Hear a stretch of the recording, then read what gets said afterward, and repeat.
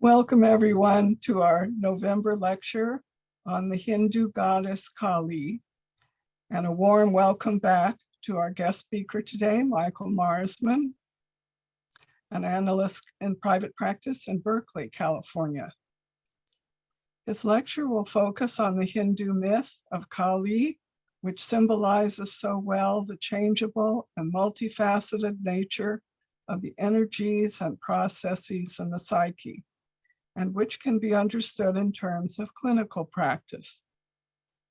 The name of the goddess refers to time, blackness, and death. She is also a manifestation of the divine feminine, mainly seen as the savior and protector of gods and men. Michael Marsman is a member of the C.G. Jung Institute of San Francisco and the Jungian Psychoanalytic Association in New York. Michael is a graduate, faculty member, supervisor, and former board member of the New York Association. His research focuses on Hindu mythology and on gender and sexuality. He has published articles on these subjects in the Spring Journal, the Journal of Analytical Psychology, and in Psychological Perspectives. Michael has taught and presented in these topics annually and nationally and internationally, as well as on analytical ethics, amplification, archetypes, and the collective unconscious. He is also a former board member and treasurer of the Philemon Foundation and its publications, which our club supports, and we hope you will too. He is back to talk with us today about the Hindu goddess Kali. Welcome, Michael Marsman. Thank you, Virginia, for that very warm welcome. And, I'm listening to that. I thought, well, that sounds impressive. Who could you be talking about?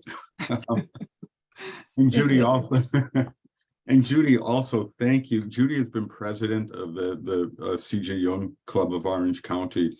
And it's probably one of the most highly effective and impressive Jung clubs in the world, very active and operates at such high standards. And it's always an honor and a pleasure to present. And Judy has done so much work, and the organization, again, is so important, I think, to the Jungian world. And so thank you, Judy, and also the board members. Okay, I am going to show an image first. And so let me, give me 1 second. All right. This is an image of Kali, which I think you can that be seen? Yeah. And yes. Yeah, that's okay. fine. We see it. And great. And it's, I was watching I was mesmerized by the slideshow before we were let into the room, which was so serene and beautiful. And now we have this image of Kali, which is in contradistinction to the serenity of those images. Here's Kali. Kali, I'm going to read. Just so you know, I published a paper on Kali, and a lot of what I'm going to do today is present what was in my paper, but also I'm going to explicate it and further expand on it. So Kali is described as having a terrible, frightening appearance. She is always black or dark, is usually naked, and has long disheveled hair. She is adorned with severed arms as a girdle, freshly cut heads as a necklace, children's corpses as earrings, and serpents as bracelets. She has long fangs and is often depicted as having claw-like hands with long nails, and is often said to have blood smeared on her lips. Her favorite haunts heighten her fearsome nature. She is usually shown on the battlefield, where she is a furious combatant who gets drunk on the hot blood of her victims, or in cremation grounds, where she sits on a corpse surrounded by jackals and goblins. And this is a description by Kinsley. Kinsley's description matches the images that the image that most Westerners have of the Hindu goddess Kali. She with a horrifically gaunt frame and long, lolling, blood-red tongue, who we typically see as representing destruction and death.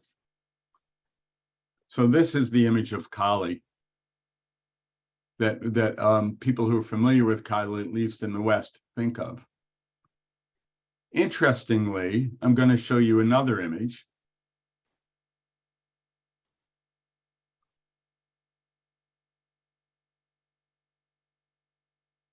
If you give me 1 second.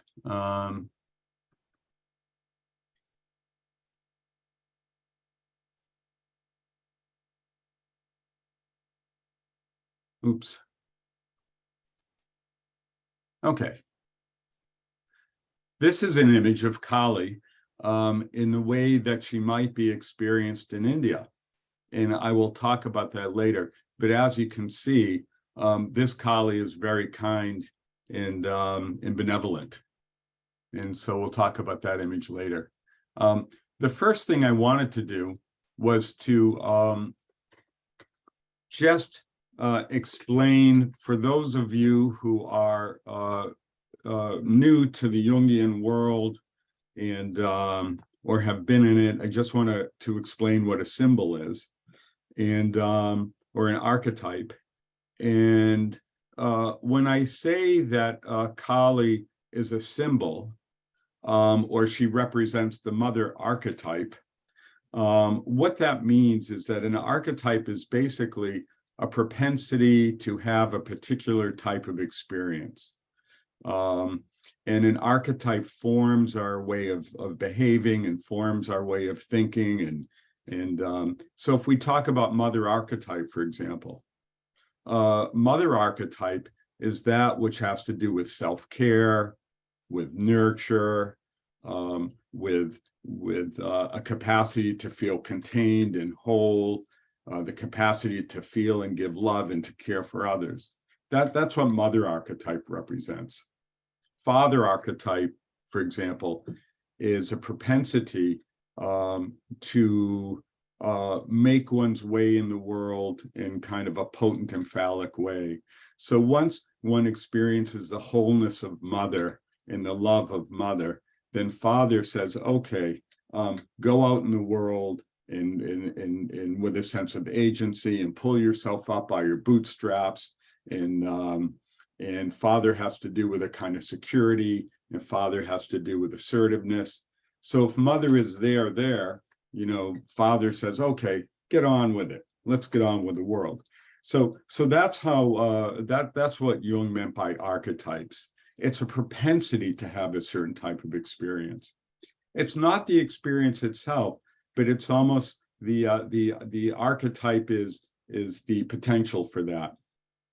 And when we talk about symbols or images, these are images that point to a particular archetype. So a symbol points to something that can't really be understood in any other way except through that image, or except through that idea, or except through that.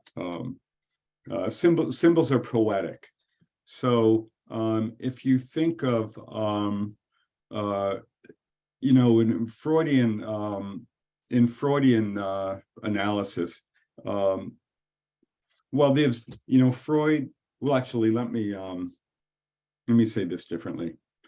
So Hinduism has there's the god Shiva, and Shiva has to do. Shiva is often represented in phallic form. So there's what's called a Shiva linga, which is kind of a phallus. And so a Freudian would look at that and say, well, that represents a penis. So that's not really looking at a form symbolically. how a Jungian would look at that, and to truly look at the Shiva Lingam symbolically is, okay, we look at this phallic form, but what does that actually mean? It points to something having to do with potency, something having to do with again, being in the world and in an assertive way. It has to do with masculinity. It has to, and so to look at it reductively would be to see it as a penis. To see the form symbolically would to say that it represents something that can't actually be described in any other way except by that image.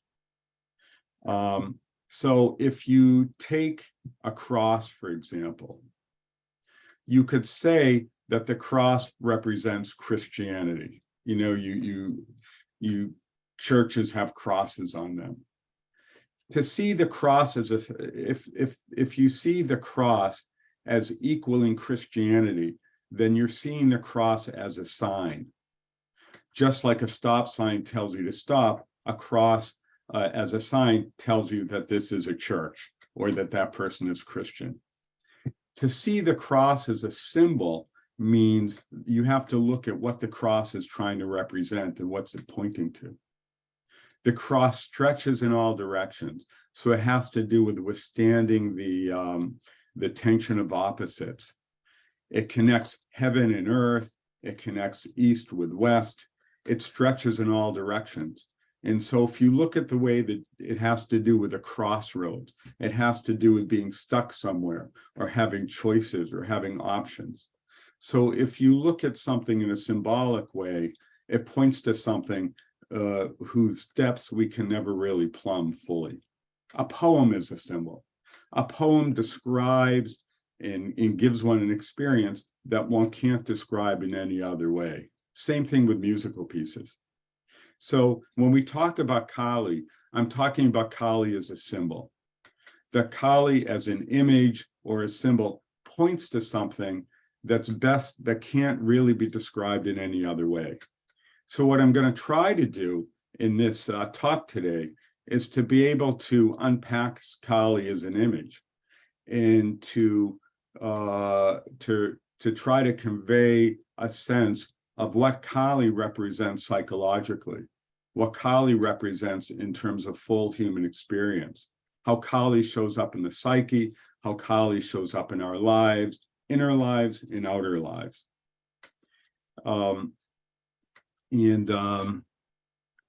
And so as an analyst, when a patient presents a dream, for example, or a patient presents with a, comes into a session and says, I was, I'm late because, the subway was delayed and there were so many people on the sidewalk and I couldn't get through them. But I'm here finally, and it's really irritating. I could hear that literally, but as an analyst, I would hear that as a statement that the patient is making about their own psychological development in their relationship to the analytic process. So if they're saying the subway was late, the subway is collective movement. And so people on the sidewalk are the collective.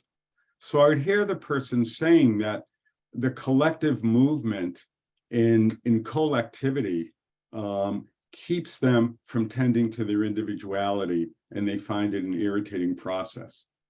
They're late for their own process because perhaps they're fighting with a collective, they're fighting with people on the sidewalk, or they haven't figured out how to manage collective movement well. Maybe they left late. So this is what I mean as an analyst when I hear everything symbolically. And so again, I understand mythology in this context. I'll give you another example.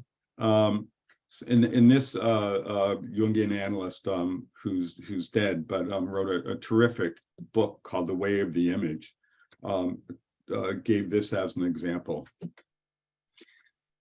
Somebody is swimming and they come across a shark and they're fascinated by it and try to swim even closer because they're so excited. and the person tells you this dream.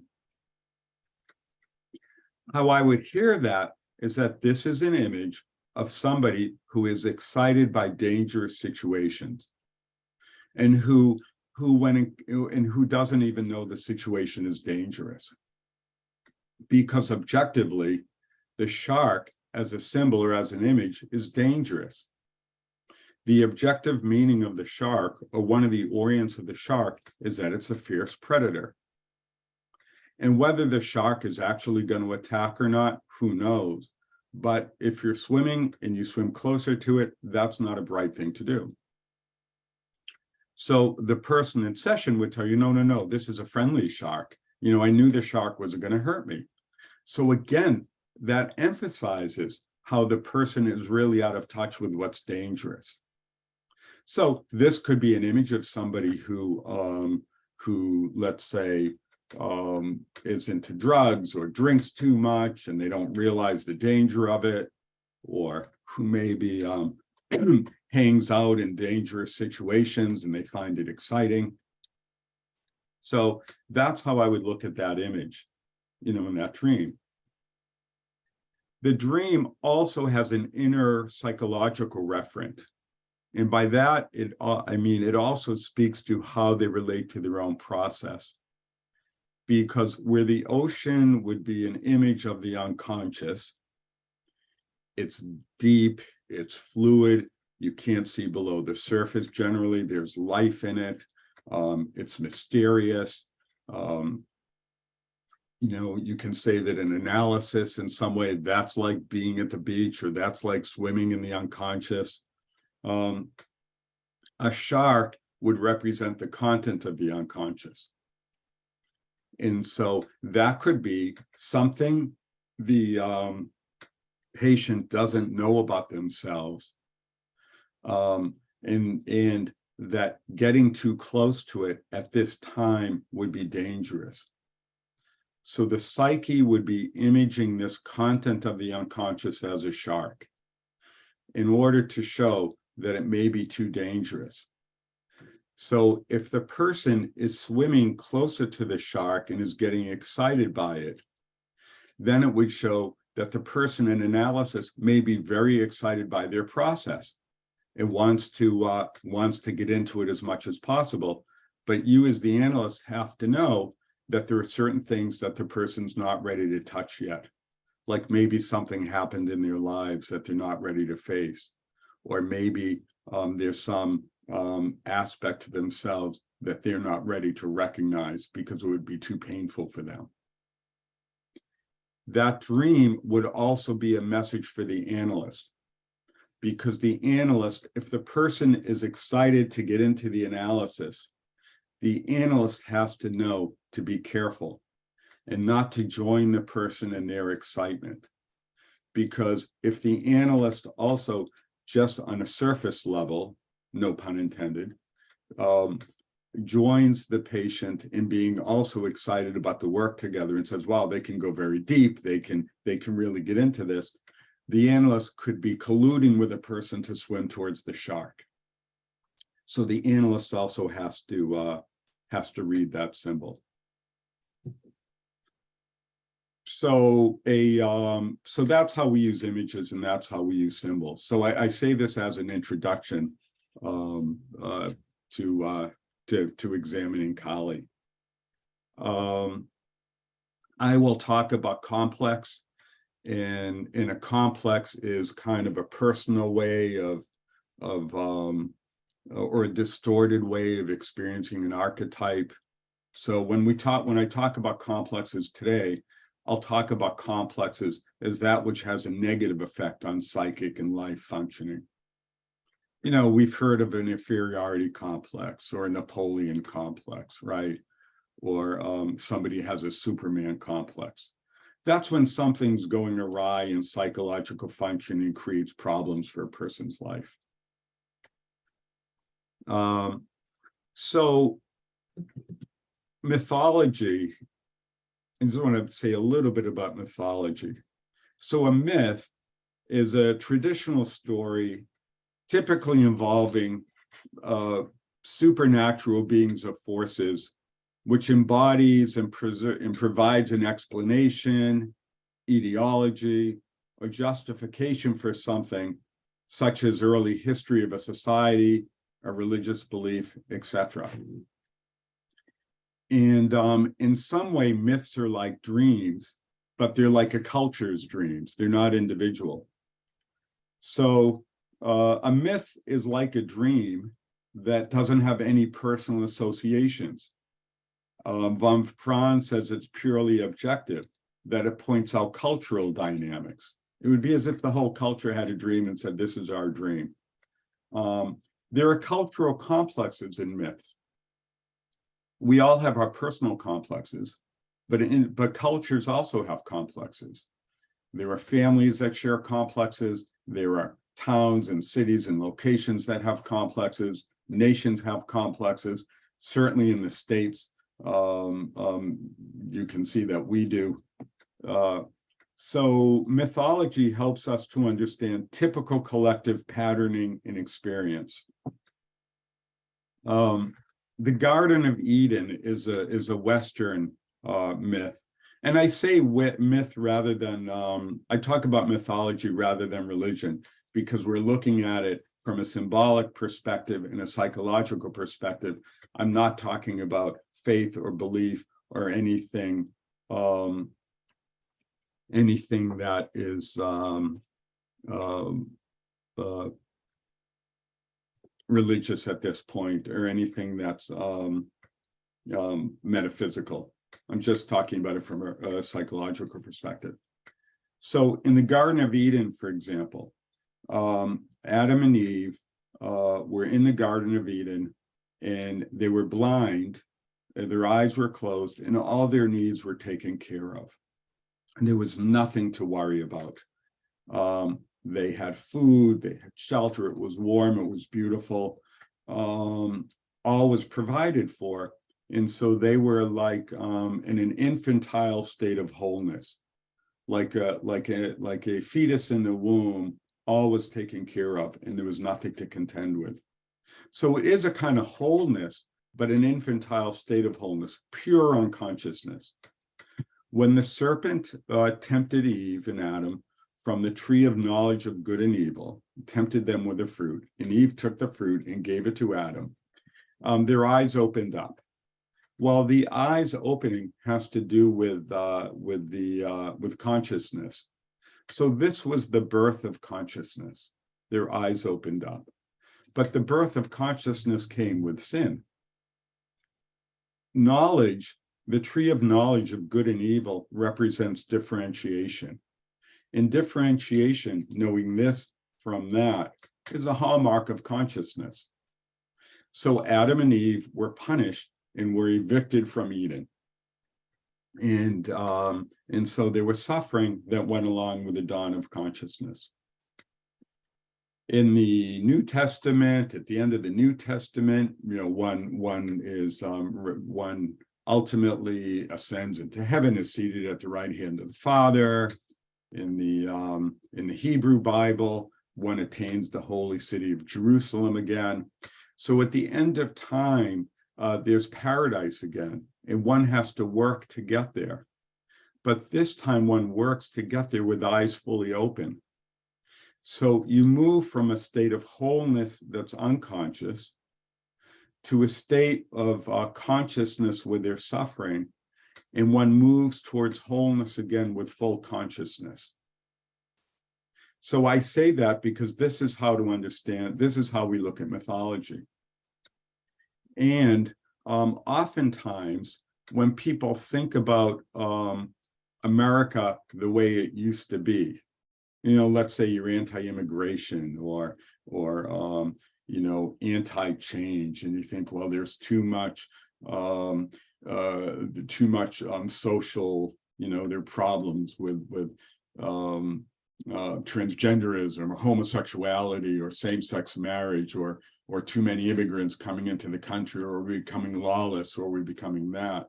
This sense of an America as it used to be is a way of trying to go back to Eden. It's a way of trying to go back to this unconscious, undifferentiated state of wholeness. rather than doing the work to move forward. On an inner level, it has to do with the work of individuation, moving towards wholeness. On the outer level, we have to be careful that as a culture, we don't give in to the temptation to try to go back to the state, because it never actually existed. That kind of perfection never existed. So again, there's the Icarus, right? Icarus is Daedalus's son, who had wings of wax, and he flew too close to the sun and the wings melted and he crashed to earth. This has to do with inflation. This has to do with, on an individual basis, if we really try to get too high in life and try to soar without really being grounded. And so if we don't pay attention to being grounded, let's say we get overly spiritual without paying attention to our lives, we crash. If we get too intellectualized and too analytical without really paying attention to emotion and feeling, we crash. If we get too arrogant or hubristic, right? Ultimately, we crash. If we're lucky, we do actually, because then that can start a process. So mythology in analysis is helpful because it's a Jungian way of diagnosing people into understanding prognosis. Like, where does Icarus live in the person? Where does Narcissus live in this person? Where does Kali live in this person? And where's it moving? So now I want to talk about Hinduism. Why I'm interested in Hinduism and why I think Hinduism is really I think it's a marvelous depiction of the way the psyche works. I think it offers an apt and nuanced way of understanding psychological material. It employs for example, it employs shape-shifting and tricksterism as part of Leela, which is a Hindu word meaning a Sanskrit word meaning divine play. It underscores the way that mythology captures processes that are beyond conventional understandings of rationality and morality, without some of the prejudices inherent in Western mythology. So, for example, from a Western point of view, the serpent in the Garden of Eden is evil, right? The serpent caused people to sin again, caused Adam and Eve to sin. It's evil. Hinduism wouldn't look at it that way. You would look at the sort of play between the serpent and Yahweh and look at the relationships between the two of them. In fact, the Gnostics some of the Gnostics thought of the serpent as being a pre-configuration of Christ, because it offered the possibility of consciousness and a move towards full wholeness. So in Hinduism, the imagery is able to symbolize at once the changeable and multifaceted nature of psychic process. For example, in stereomorphic and anthropomorphic images, which often both depict the instinctual and dynamic aspects of the archetype concurrently. And what I mean by that, when I say the instinctual and the dynamic, is that the archetype it sort of exists on a spectrum in a sense, where you could think of one end as being the images and ideas, and the other end as being the action and the behavior and the instinct and the emotion. So if you think of the image of mother or the idea of mother, you can think of Mother Teresa, or you could think of Mary, or you could think of Mother Nature. And these are images of mother or ideas of mother. You can think of the motherland, or you can think of, again, nurture and self-care. That would be the image and conceptual end. The instinctual end would be like, say, for example, you have a child that runs out into the street you yell and you scream and you go grab that child and pull him from the street. That's the instinctual end of mother. It's not something you think about. It's an action. Or you see somebody potentially harming somebody else, and you want to go, you go to their rescue. Or you see somebody hurt and you immediately go care for that person, say, what's wrong here, let me help you. That's the instinctual realm. And I think Hinduism is able to hold both. The other thing about Hinduism, the other thing is that transformation is not a one-shot deal. The myths actually depict processes that are ongoing and they're continuing developing, and they take different twists and turns with multiple endpoints. So you can have stories in Hinduism, variations of stories that seemingly contradict each other. But for Hindus and for Indians, that doesn't undermine their validity. You can hold both, you can hold multiple versions that are contradictory and hold them all and not apply logic and say, well, if this happened, how could that happen? You know, it's accepted. You know, this is what happens. This is God. Here's one story and that's one thing, and here's another story and that's another thing. And okay, great. That's really important. We're not so good at that. And what I find, and so that it's a mythology that allows for the both and, not the either or. So not, well, Kali is depicted here, you know, she's fierce, but then this is the same story and she's loving here. How can both exist? Because both exist. And that's the answer. And as an analyst, I find it helpful because oftentimes we can look at mythology as as depicting a particular pattern with a particular endpoint. For example, we know that Icarus flies towards the sun and crashes. But what if there's another story that says Icarus flies towards the sun and is warmed up by it and is able to circulate the sun, or is able to go to another planet or something? And another story says, well, Icarus doesn't quite get off the ground, but he tries. Right? These are all different versions of the story. I find what's helpful is because as an analyst, there's a temptation to see, okay, this person is presenting with this issue. It seems like they're flying too high. That means they're going to crash. They're not necessarily going to crash. And so we have to be open to seeing where the person's process takes them. It can take them in very different directions, not to assume a particular outcome. Hinduism is also a big tent religion where little is excluded. It's considered to be a religion of 330 million gods, yet all are various expressions of Brahman.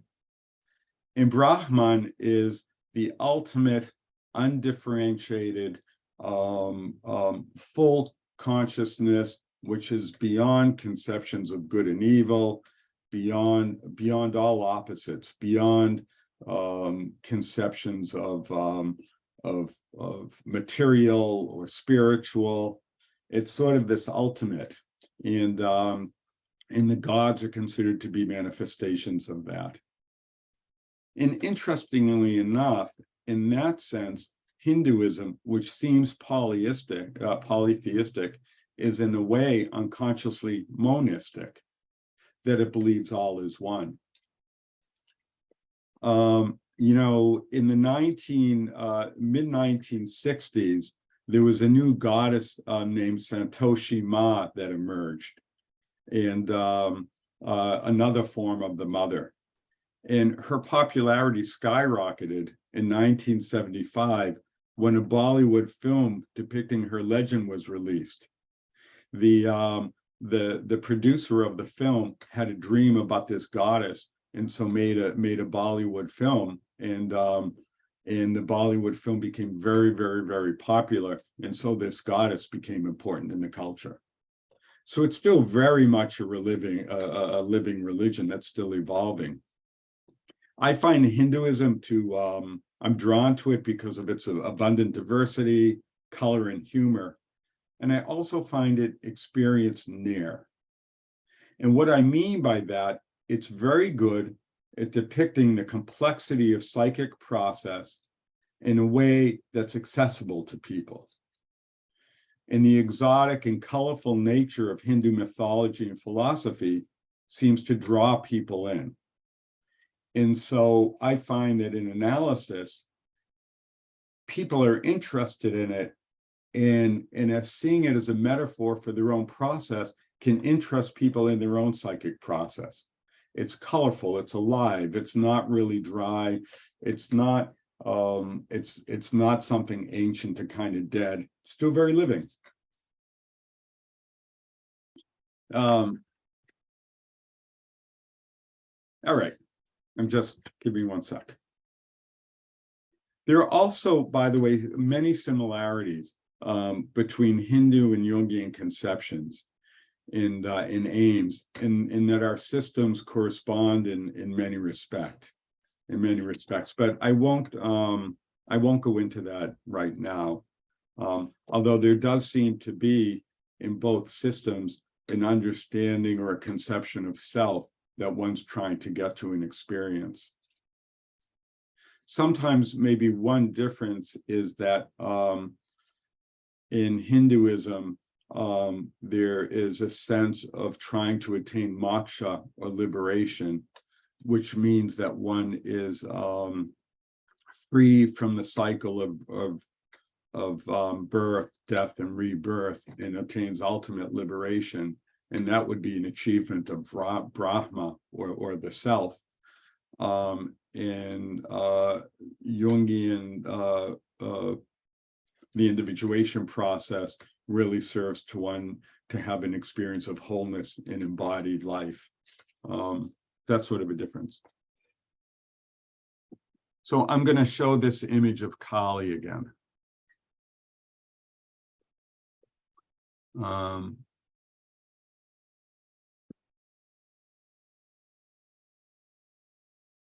The fierce Kali again for a second. Okay. So among depth psychologists, this is the image of Kali that's typically held, that of the terrible mother.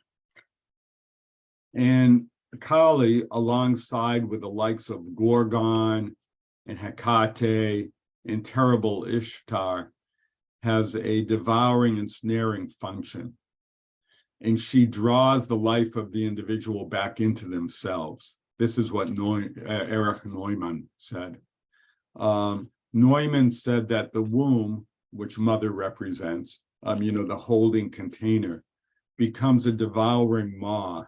And this terrible mother, who generates life in all living things on earth, is the same who takes them back into herself, who pursues her victims and captures them with snare and net. Disease, hunger, hardship, war, above all, are her helpers. She is the hungry earth, which devours its own children and fattens on their corpses. She is the dark side of the black and white cosmic egg that manifests the black, abysmal side of life in the human psyche. This is all per Neumann. Jung says that she is terrifying and inescapable like fate. Okay. So psychologically, this aspect of Kali is reflective of an ego. And by the way, when I talk about ego, I mean the ego is the center of consciousness. So ego is the sense of I or me. It's how we think of ourselves. When we talk about I, my experience, my personality, we're talking about ego. It's what we know about ourselves. So psychologically, this aspect of Kali is reflective of an ego that is facing the inevitable destruction of its current attitude. So what I mean by that is that we all have a particular attitude towards life. We have a particular investment. Let's say we're in a relationship and the relationship is not working for us, but we don't want to face that. Or we're in careers that, let's say, we worked hard at, pay a lot of money, for example. So we have a lot invested in it, but it may not actually be working for us. Our life's about to change and we don't want to accept it. Kali can represent an attitude that may be being destroyed. Like if you have a relationship that's going to fail and you have to recognize that, and you don't want to. So the typical reaction is one of horror, although one might also evince no reaction at all. And so oftentimes dreams tend to be compensatory. And so if we have a one-sided attitude, let's say we refuse to see something negative in our lives, we only hold the positive, the dream may present the other side.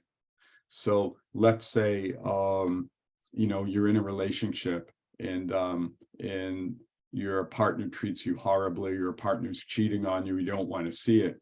The dream may compensate for your kind of blindness. And so sometimes, there are sometimes people in life who don't want to recognize anger, and because they feel that anger is bad or negative. And so they always have a happy, positive attitude that may be in denial of other things in their lives, or people around them may start to get angry. This Kali may show up because Kali a kind of Kali type of image could show up in a dream because their pleasantness is too one-sided, and their ego attitude is really going to need to be, it may be destroyed. Something terrible happens, all their anger gets unleashed, for example.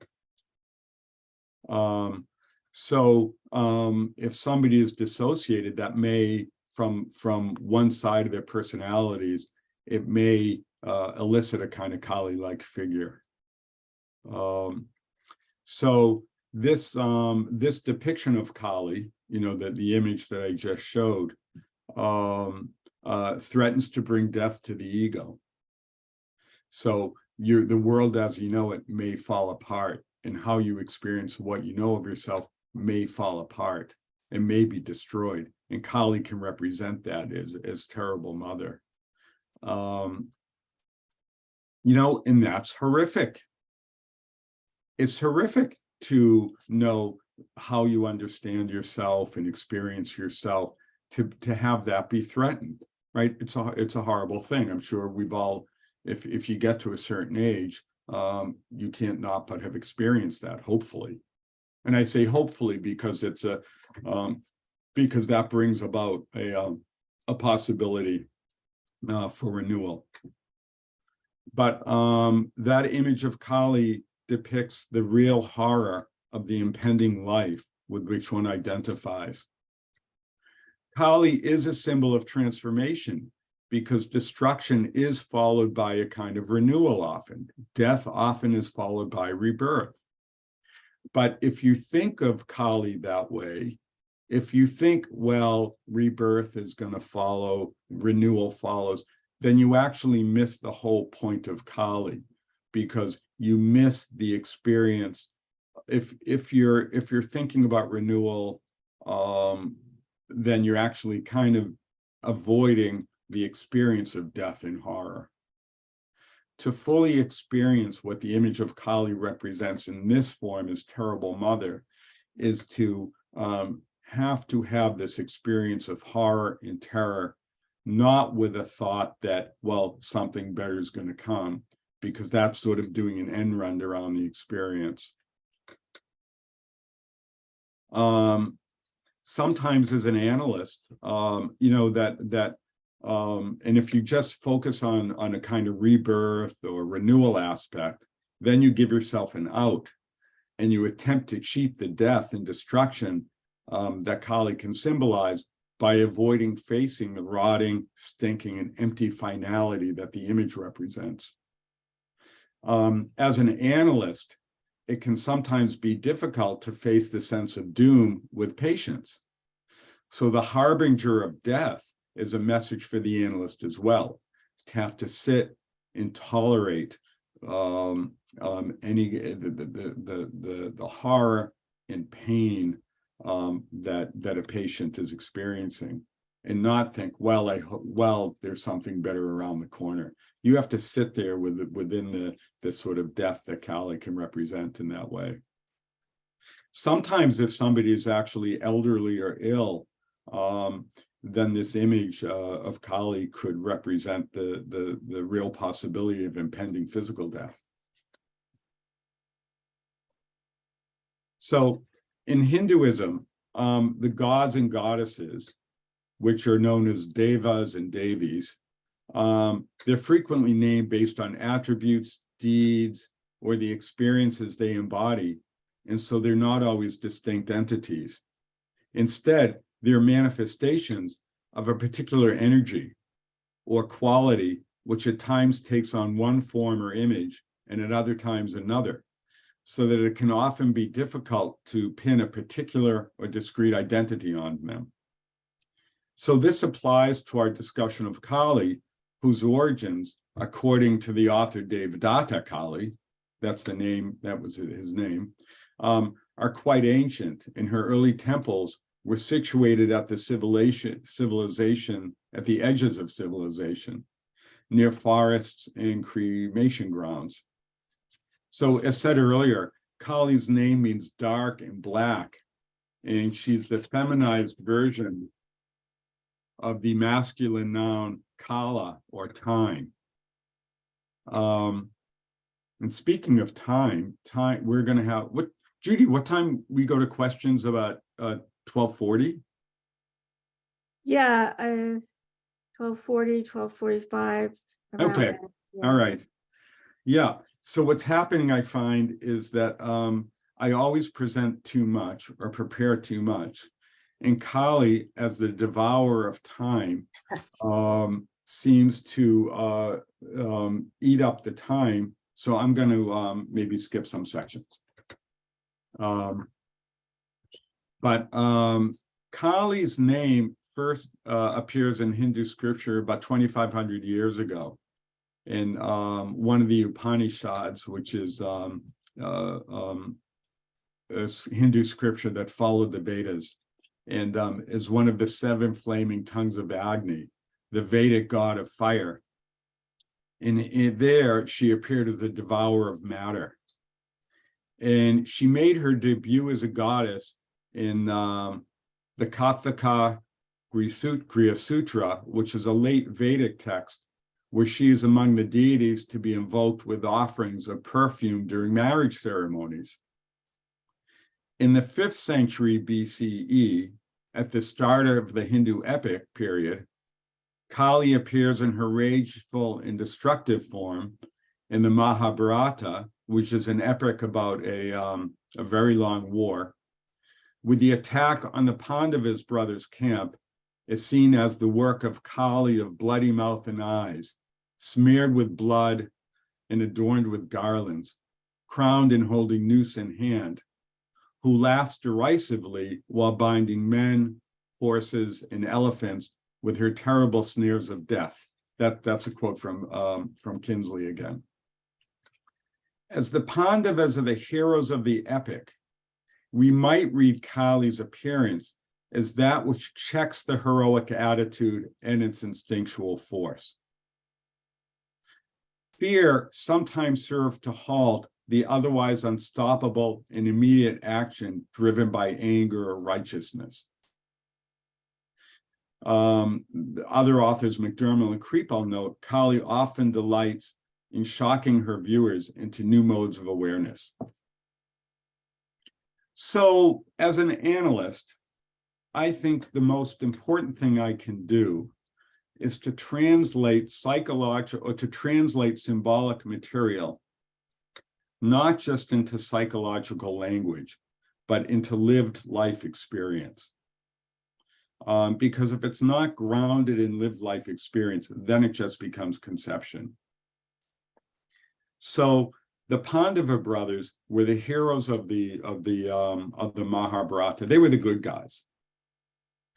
But when Kali appears to them, it's important to know that even when you're the good guy, if you're compelled and your ego is if you're forging ahead because you have this strong ego desire to accomplish something in life. Let's say you're going for a new job and you have so much invested in it. Or let's say you're involved in sports or something, you're really going for it. Kali puts a check on this. We have to, Kali in some way admonishes us to recognize our own fallibility and to recognize our own weakness instead of being one-sidedly ego-driven.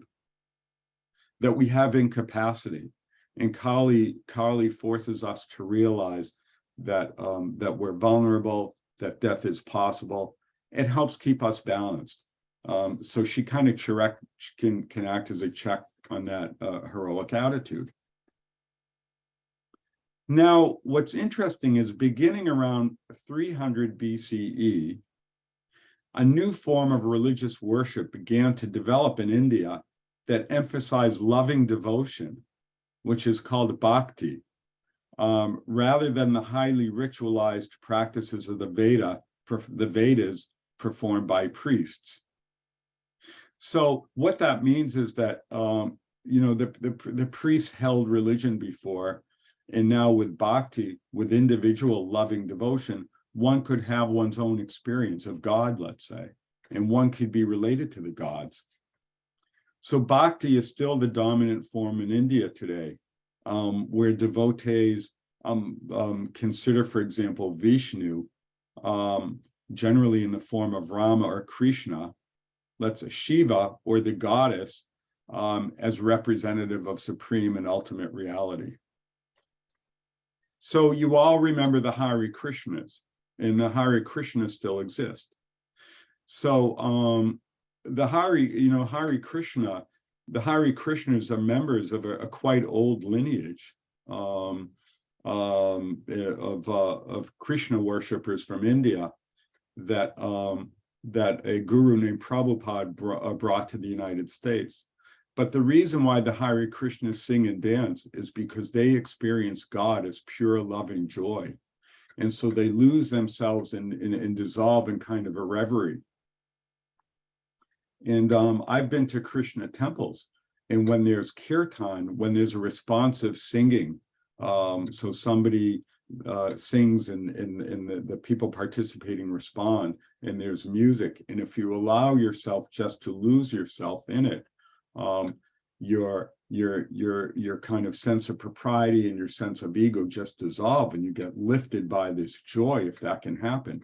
That experience, to me, is what Krishna is. So the best way to describe that experience is Krishna. That's Krishna consciousness.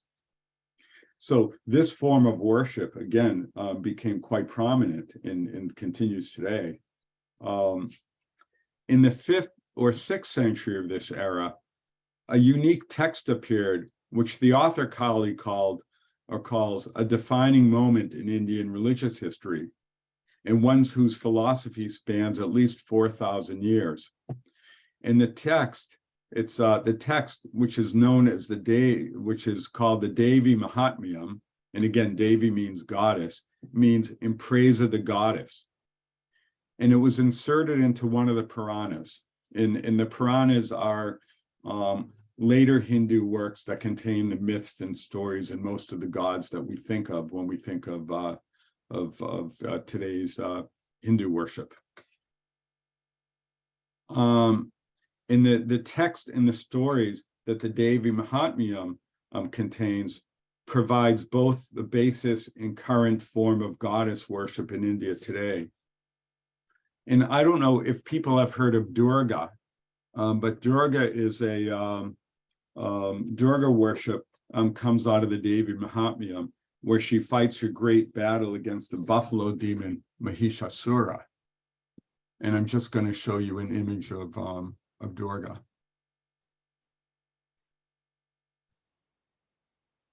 Okay, so this is Durga, and I'll show you her again later. But you can see Durga is riding a lion. Sometimes it's depicted as a lion or tiger, and she's holding various weapons in her arms. And this is the buffalo demon Mahishasura, and this is quite famous. But I'll get to that later. So the Devi Mahatmyam contains 700 verses, along with devotional hymns and prayers. And in it, the ancient Hindu rishi, or sage, Markandeya, recounts the story of a wise king and a good merchant who lose kingdom and wealth due to the underhandedness of others, and independently come upon the rishi, or sage Medhas, as they ride through the forest. Medhas, a holy man, tells them the story of the goddess as an allegory of spiritual liberation and release from their attachment to the illusoriousness of this world.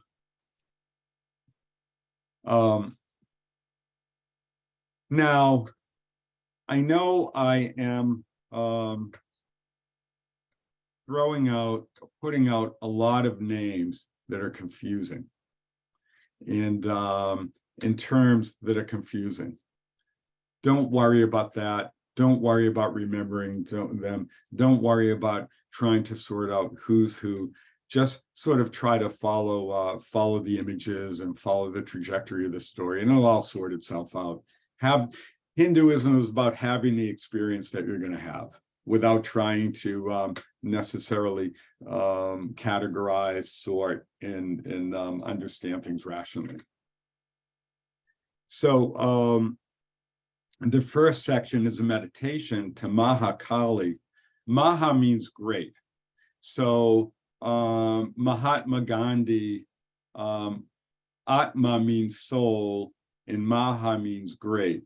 So Mahatma means great soul. It's an honorific, it's a title. So Mahakali means great Kali, and it's the unmanifest form of the goddess.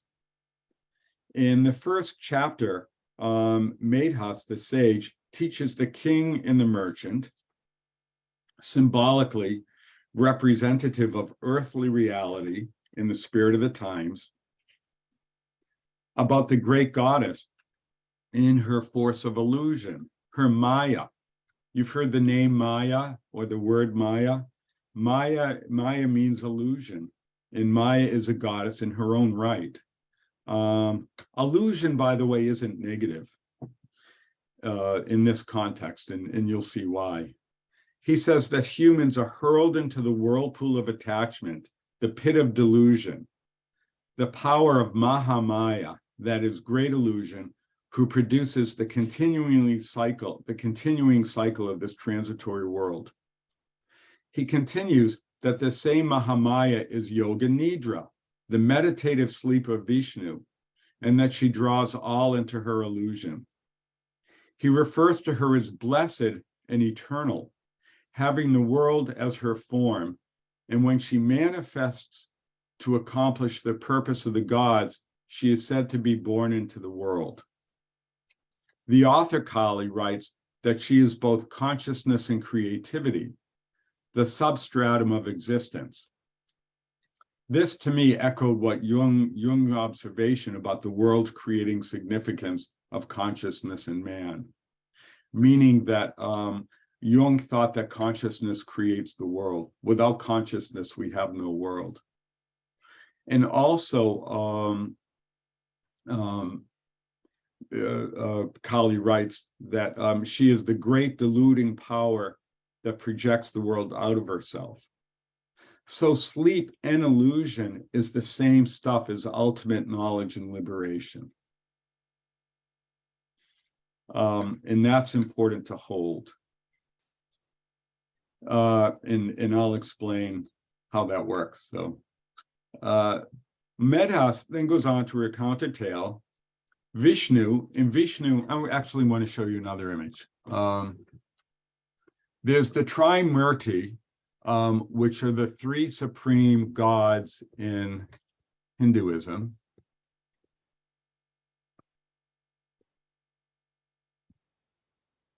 Vishnu, Brahma, and Shiva. If you can see the arrow, this is Shiva here with a trident. Vishnu is in the center, and Brahma is here with the multiple heads. Shiva is known as the destroyer, but Shiva the destruction is destruction, so there can be renewal. Vishnu is the sustainer, and Brahma is the creator. So Vishnu sustains and permeates life, Shiva destroys it, and Brahma creates life in physical life in its physical form. So Vishnu, the sustainer, that which sustains life, is asleep on the great serpent, Sesha, a snake, who floats in the primordial ocean at the end of the cosmic day, while two demons form from his earwax and are intent on slaying Brahma, the creator, who is seated on a lotus growing out of Vishnu's navel. Brahma needs Vishnu to save him, so he implores Yoga Nidra, the goddess of sleep, who is Mahakali, to awaken him. Brahma extols her as the supreme mother of the gods, the creative force at the world's birth, its sustenance, its dissolution, and its delusion, as that which inspires dread, and she who is exceedingly beautiful, who caused Vishnu, Shiva, and himself to assume bodily form. Sufficiently lauded, the dark goddess emerges from Vishnu's eyes, mouth, nostrils, arms, heart, and chest, and releases him from his slumber. Vishnu arises and battles the demons for 5,000 years. In their arrogance, confounded by Mahamaya, or great illusion, they offer Vishnu a boon of his choosing, and he chooses to slay them. He offers them a boon in return, and recognizing that they are surrounded by water, they ask him to be slain where there is no water, at which point Vishnu places them in his lap and decapitates them with his discus. So in Hinduism, gods and demons are actually in secret league with each other. They both offer boons to each other. The demons pray to the gods grant demons wishes. So if you think of demons as complexes, that they have a purpose to them. Our complexes help keep us alive, they keep processes going, they keep moving us towards growth, they present challenges for us. Playfulness and folly also furthers process, as you see in this story. And if we look at our lives and our difficulties and the things we have to contend with in life, as with a kind of playful attitude at times as we can, and we see the folly of our lives, and we don't take it too seriously, but we look at it as opportunities to grow, or. And by the way, I don't mean, oh, great, here I can grow again. I mean, but we can really take seriously and see, okay, this is coming up in my life. This is what I have to contend with. It can be a helpful attitude. Jung was asked, Jung once said that God is that which crosses my willful path. So, meaning that God was that which thwarts us and holds us up in life and forces us to contend with ourselves.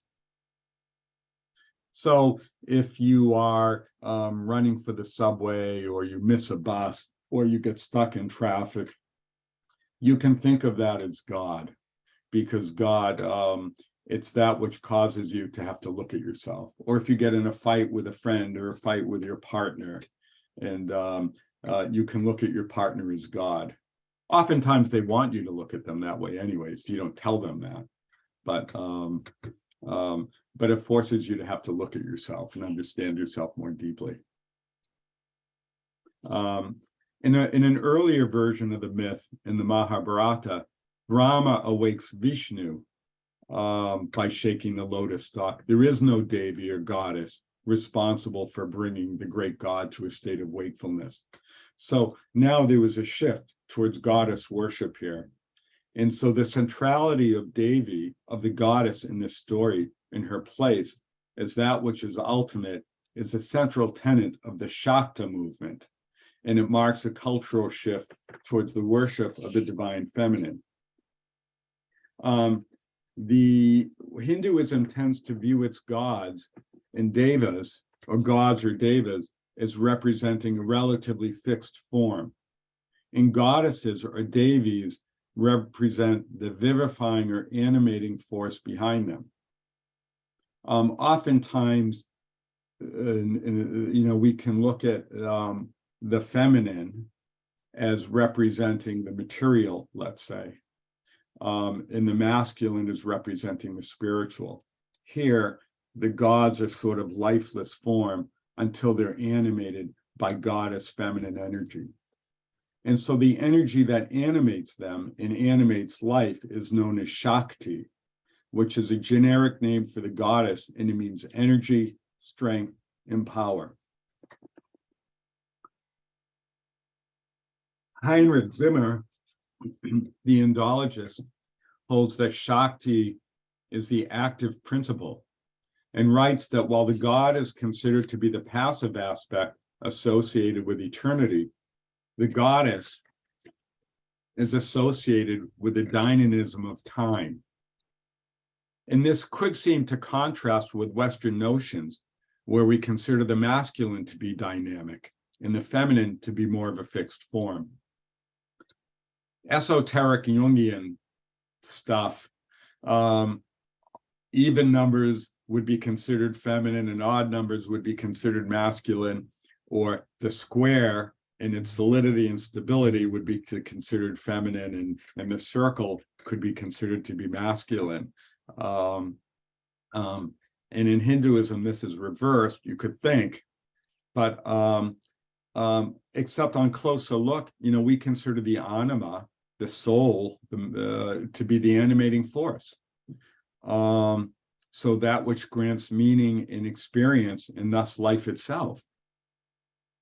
So Shakti is that energizing force that grants life to us. Shaktism holds that the feminine, the divine mother, is the universal creative power, and the all-pervading source of change within, and identical to changeless reality.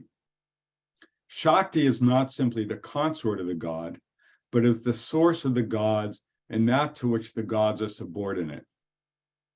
Shakti is Mahadevi, the great goddess, hence Brahma's veneration of her in the text. She is the sustainer, creator, and destroyer of the universe, roles usually assigned to Vishnu, Brahma, and Shiva. Kinsley describes a tantric text that praises Kali and holds that the three gods arise like her from the bubbles of the sea, endlessly arising and passing away, leaving their source unchanged. Devi, the goddess, is Prakriti or nature, not as lifeless matter, but as a dynamic process endowed with awareness.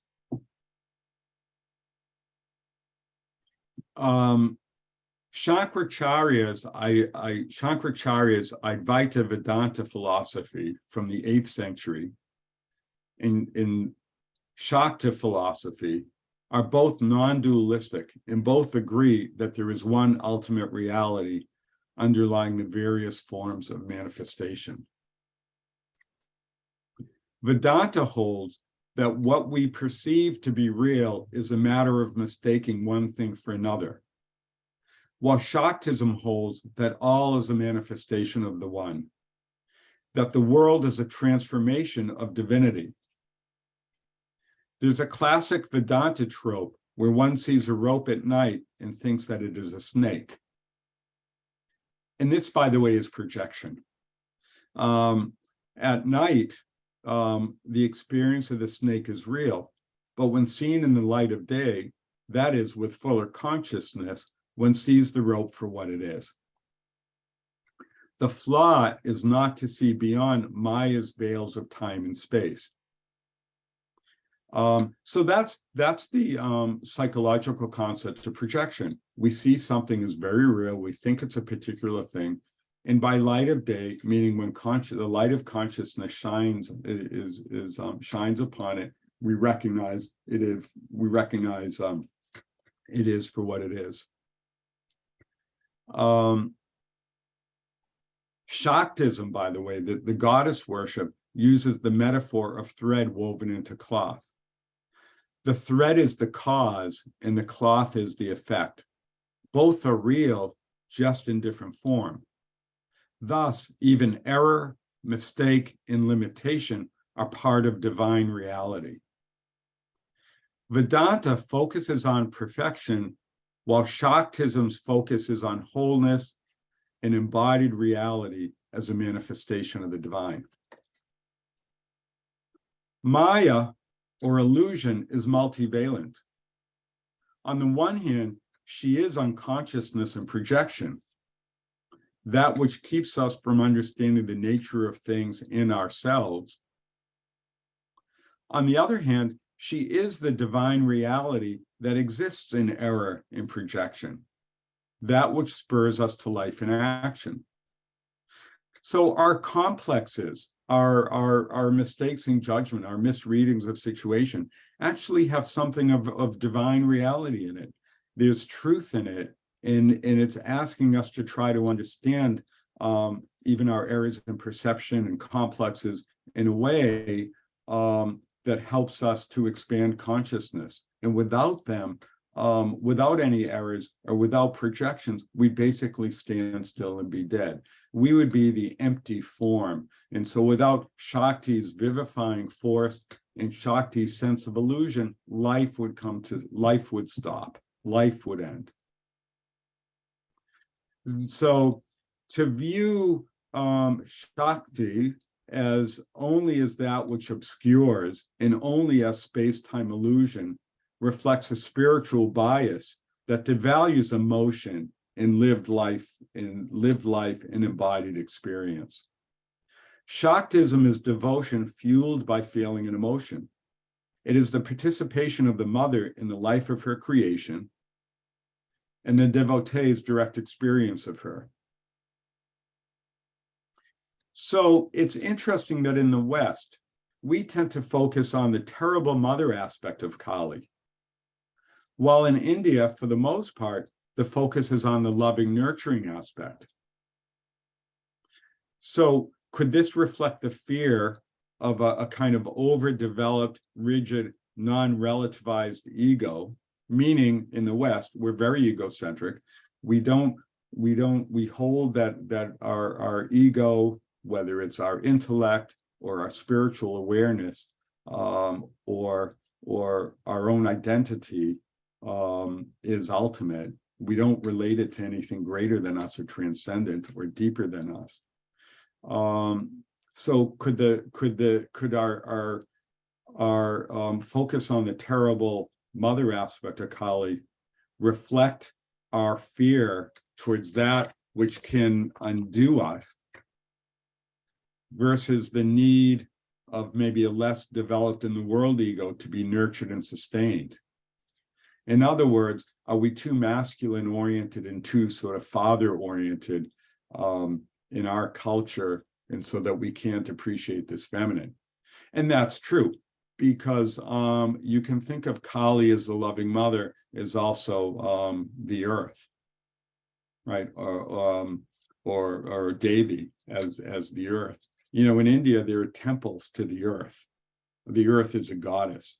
And so look at our attitude towards earth. Look at climate change, right? Look at our our aggressiveness towards that which is different. So Shakta's philosophy, Shakta philosophy, the worship of the goddess, the devotion of the goddess, underlies Medhas's story, which is about awakening and actualization. In a statement that when Devi manifests to accomplish the purpose of the gods, she is said to be born in this world. He's speaking to the archetypal need for embodiment and fulfilling psychic imperatives.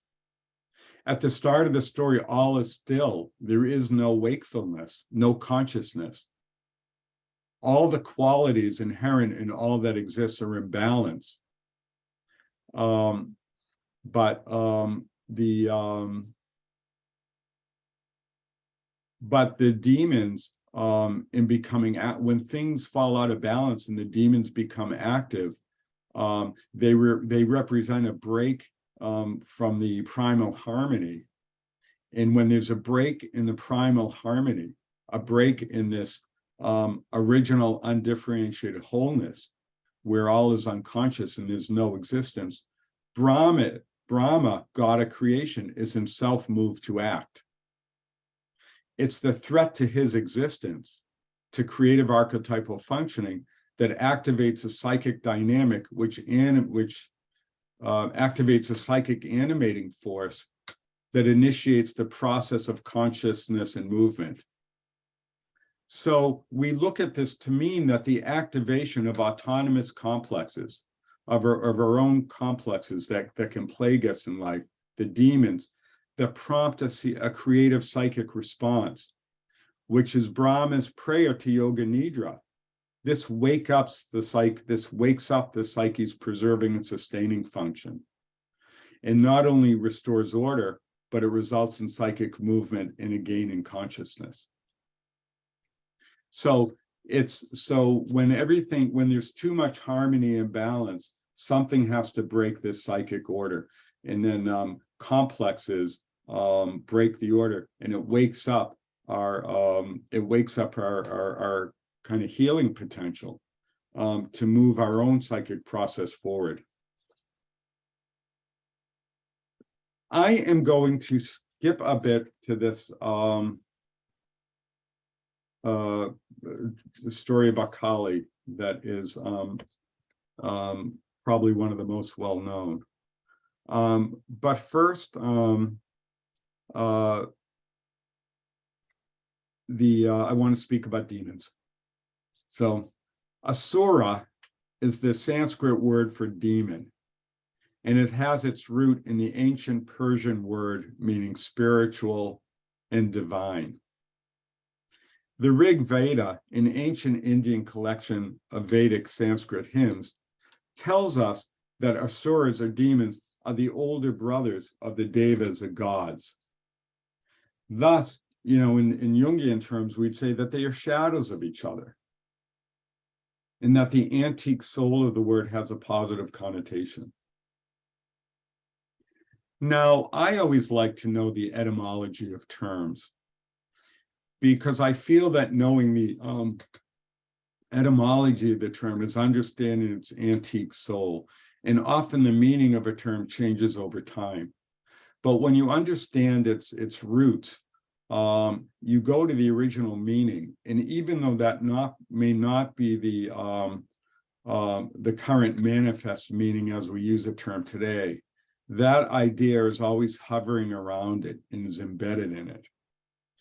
And so if you look at the word asura as having a positive connotation to it, then that tells you that there's something positive about the demons hidden. There's a kind of hidden positivity there, or a hidden helpfulness.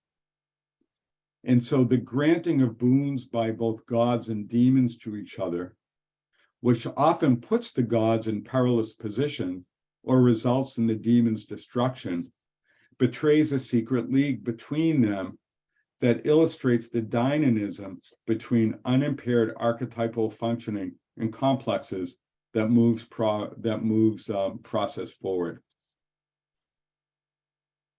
So in the story, the telos, and by telos means purposiveness. That telos is what's the aim of something. So as a Jungian, when the difference between a Jungian and other modes of therapy is we look at what the prospective function is, where is something heading. So let's say with alcoholism, for example, most therapies would look at alcoholism as something that needs to be cured and stopped, that alcoholism is a problem.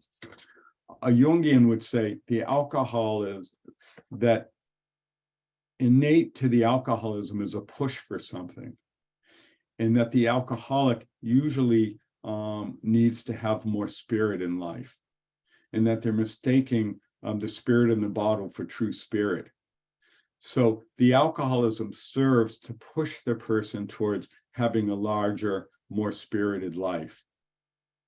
So we look at demons or complexes in the same way, that it pushes an individual, that buried within the complex is both a destructive aspect, but also something that's really pushing the person towards an enlarged personality and greater experience in life. So in the story, the telos or the telos, inherent in the asuras or the demons, who embody a dissolving negative quality, stirs Brahma, the creative quality, into action, and Vishnu, this binding force, into wakefulness and life. And so it's through sleep and then wakefulness, Mahakali brings this process into being. And the story takes place in the realm of the non-manifest. This process, meaning that it takes place unconsciously, Brahma tries to bring it to earth.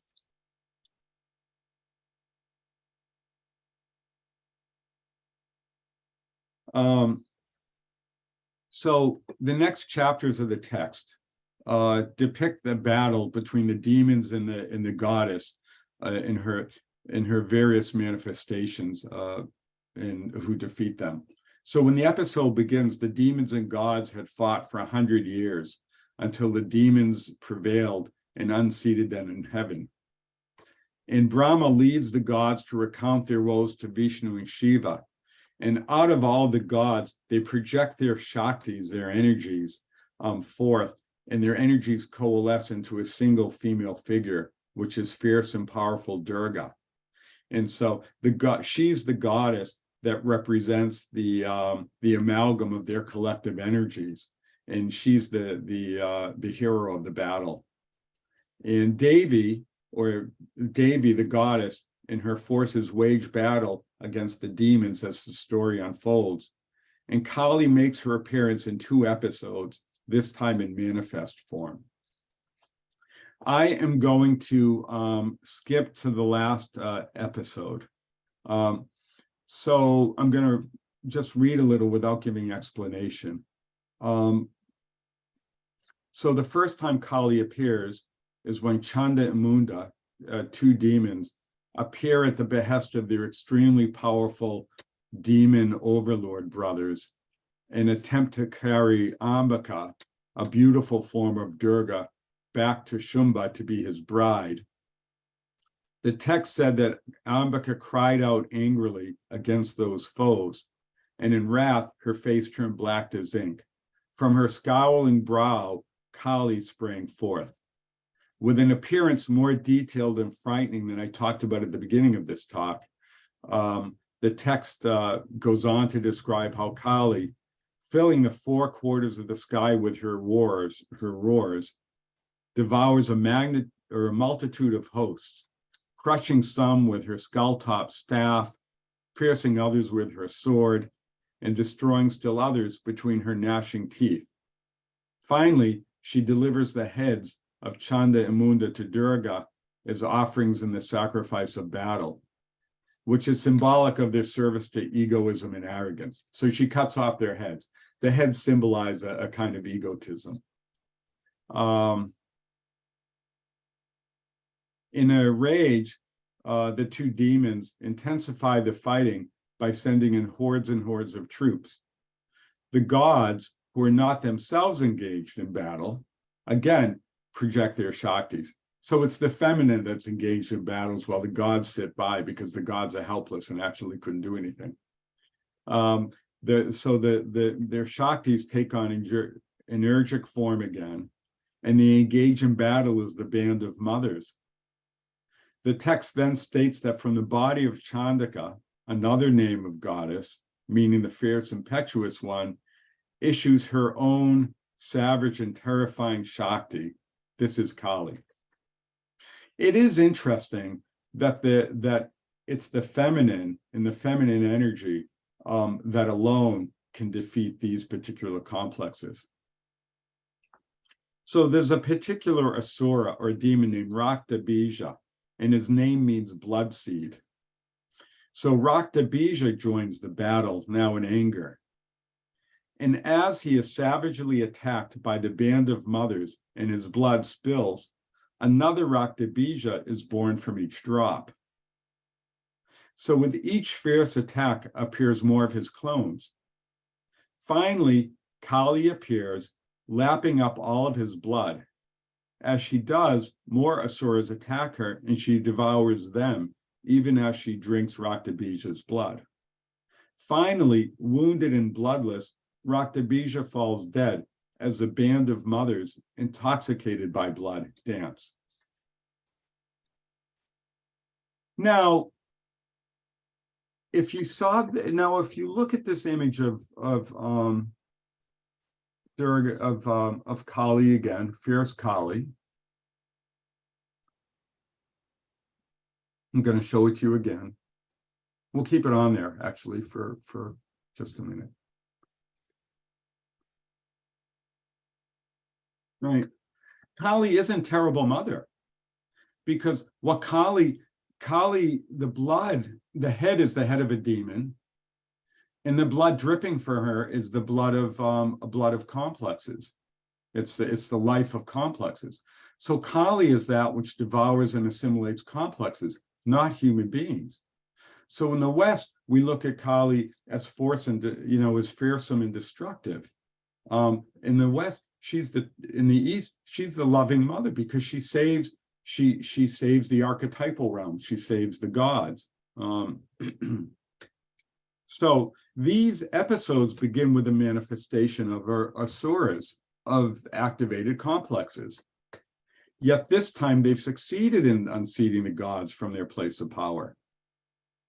So something has gone wrong in heaven, meaning the domain of archetypal functioning, which means the domain of intellect, thought, images, and it's something it's action on the part of the anima, the energy of directed emotion that sets the process towards correction and healing.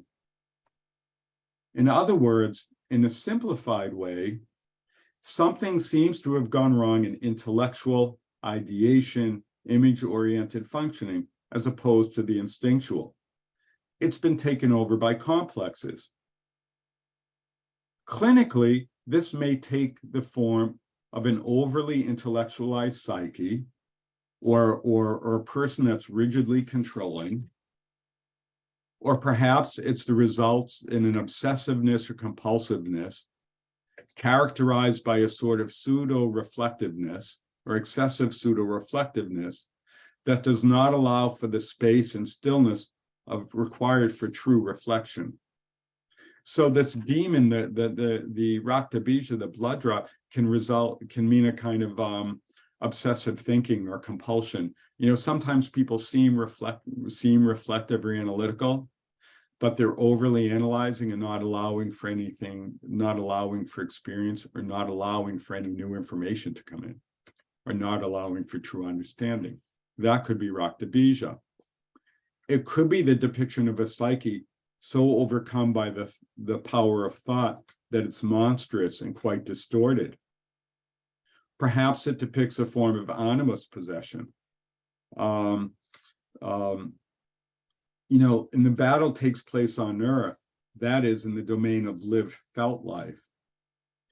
And so that the Shaktis do the experience means that it's in the realm of experience, feeling, and emotion, rather than the ideas of concepts and reflective detachment. So what this could look like analytically is, if you think of, and I say masculine and feminine in a symbolic term, I don't mean male and female, and I'm not talking about gender. If you think of, a sword has to do with differentiation, separating, and Judy, I'll stop in a minute for questions. If you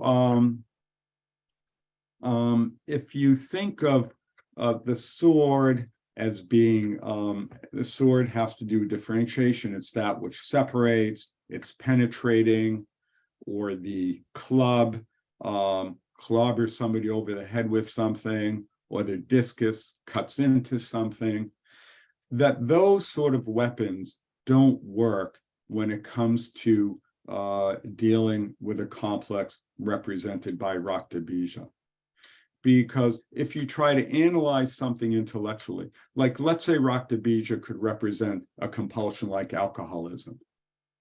If you try to analyze it intellectually, if you try to penetrate it, if you try to cut it, if you try to club the patient over the head saying, what are you doing? You're killing yourself, with your drinking. That's not going to work. That instead may make more Rakta Bijas to be born. It can make the process worse. It can intensify it. Kali, throughout the myth, is ferocious. She's angry, and it's her in anger and rage that she laps up the Rakta Bija drops and dries the complex. So sometimes Kali can represent the place of anger and healing, great emotion. Sometimes, again, if we see Rakta Bijas representing addiction, sometimes it's anger. The person who's addicted can say, I'm fed up, I can't take it anymore, enough. And they get so angry that it finally activates a healing process. My life is ruined, I've got to do something about this. Sometimes the analyst's anger can help heal initiate a healing process, because the person can be reached. If the analyst is detached and too analytic, there's not enough life in session. So sometimes powerful anger and emotion actually is what's healing. It enables one to assimilate the complex. Kali as a healing force, as she is able to consume Rakta Bija and all the demons, holding them in her stomach, drinking their blood, she's assimilating it. She's digesting it. And it's anger and fierce energy which does that.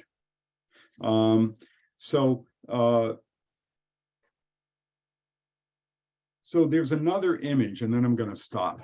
So I just bring this up to show that Kali is this energizing force, anger, passion, bloodthirst that's necessary for healing. That's why she's considered to be a loving mother. But what happens is Kali then gets so intoxicated by blood that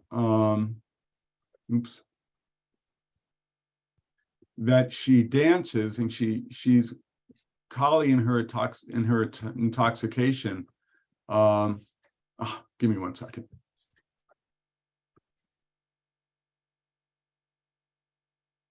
Okay.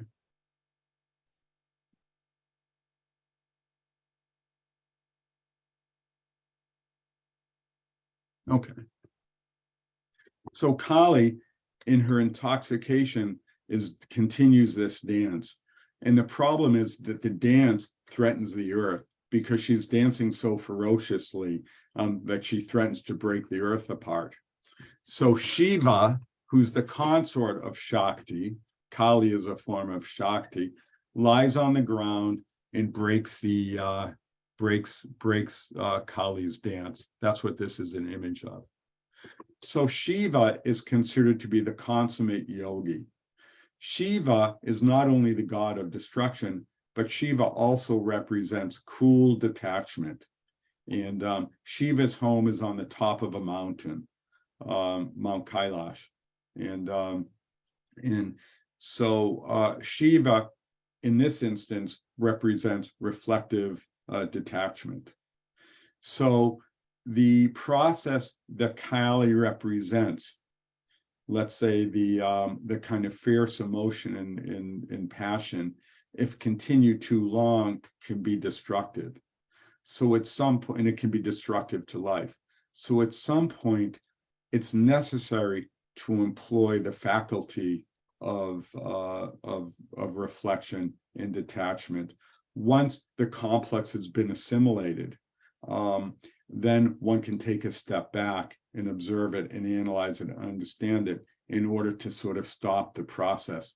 Otherwise, that emotion which is healing can result in destruction.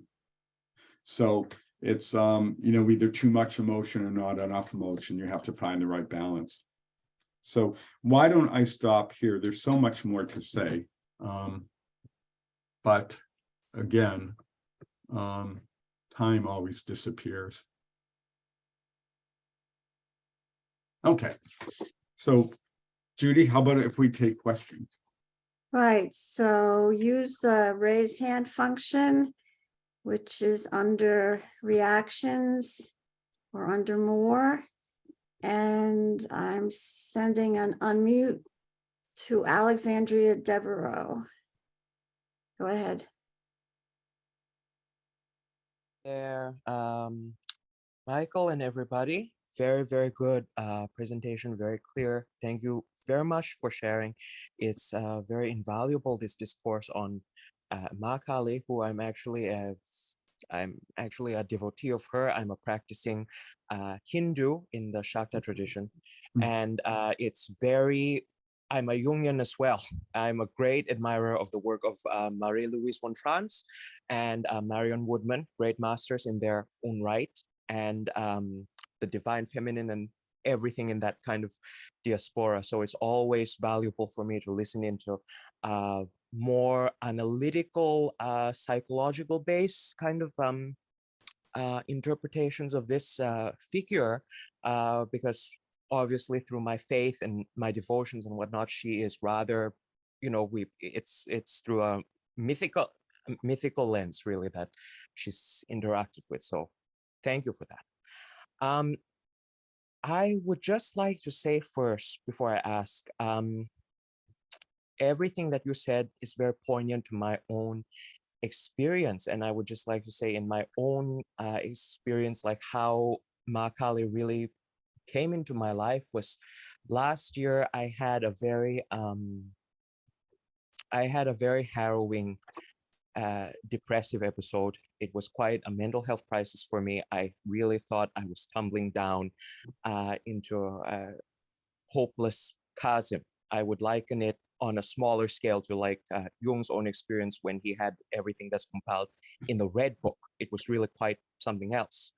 And when I was going through the motions of that, I didn't realize what it was. Like I slept a lot. I was in agony when I wasn't asleep. And it was just, I couldn't see anything else besides that chasm and besides that fierce confrontation.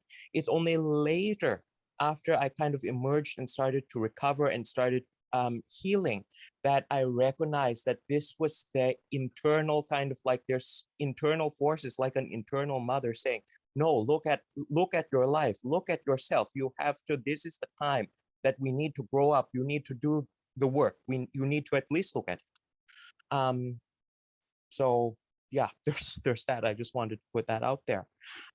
My question to you though is, obviously you've gone through a lot and you've covered very well, the Hinduism, mapped out Hinduism, a bit of the Shakta tradition. Now, I'm also a practitioner of the goddess tradition in general. Yeah. So in terms of the triplicity aspect of the goddess, which I'm sure you're familiar with, like the waning moon, the full moon, the waxing moon, i.e. the maiden, mother, crone stage. Kali for me is really representative of that crone aspect. So maybe you've spoken so extensively about Ma Kali. Can you touch a bit more about the crone aspect from an archetypal perspective, please?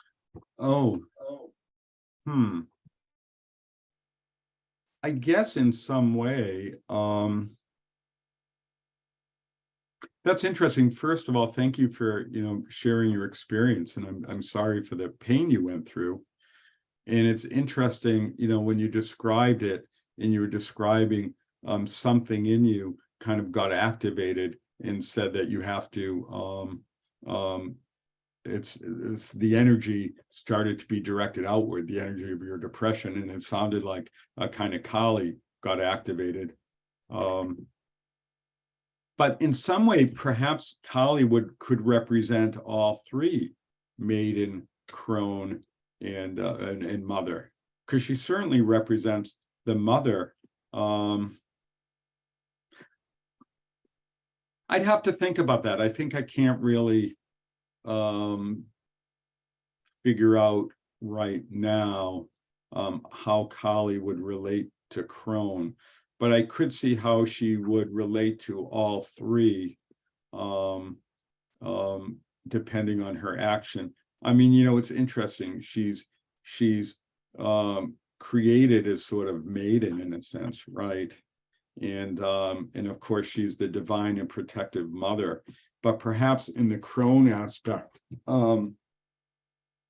maybe there's a crone-like quality to her as in this sort of Western way of looking at her.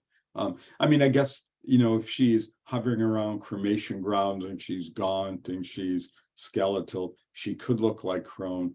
But I'd have to think more about how she would embody the characteristics of that in terms of what that would look like in lived felt experience. So I'd have to give that some thought, but it's an interesting question. And as a Kali devotee and as a Shakta, I hope I did Shaktism justice in my talk today. Okay, next we have Nader Kagani. Yes. First of all, thank you so much for such an insightful talk. Really enjoyed it. And also for clearing up a confusion that we have in the West in reference to Kali versus the East. My question is, could it be in the West, we consider Kali as a terrible mother because she doesn't live any in our Western thought. I'm not talking East right now. In our Western thought, we don't see a comeback because, as you know, the closest I can think to Kali in Jungian thought is that blackening process in alchemy, and that leads to transformation. But in our Western thought, the way we relate to Kali, could it be because she doesn't allow any comeback? Is death, it's, as you indicated, is blackness and death, and that's that. Yeah, I think so. You know, also, yeah, in the West, we're not big on mother. You know, we're not really big on the feminine so much. We're not good at sort of contending with death and what death means. You know, we have medicine that has existed to extend life no matter what, that isn't focused on experience of life or meaning of life, but treats life in some way as if we're machines to be repaired and extended. We're very ego-oriented in a sense. You know, so I don't think there's been room for Kali. We're not very psychological. And so we would look at the image of Kali and not really understand the image. She looks scary and therefore she's bad. That which looks frightening is bad and is split off from us. You know, in a sense, if you think of Christianity, for example, Judaism to some extent, with, well, let's take Christianity with Jesus and Satan, right? That Jesus is all good and Satan is all bad, and they're split. But what's the secret league between them? What's the relationship between them, right? Some would say Jesus is, Satan is the half-brother of Jesus, that they were both created by Yahweh. So what's the connection? But in the West, we tend to split. And so Kali, in her appearance, would be considered to be negative or bad.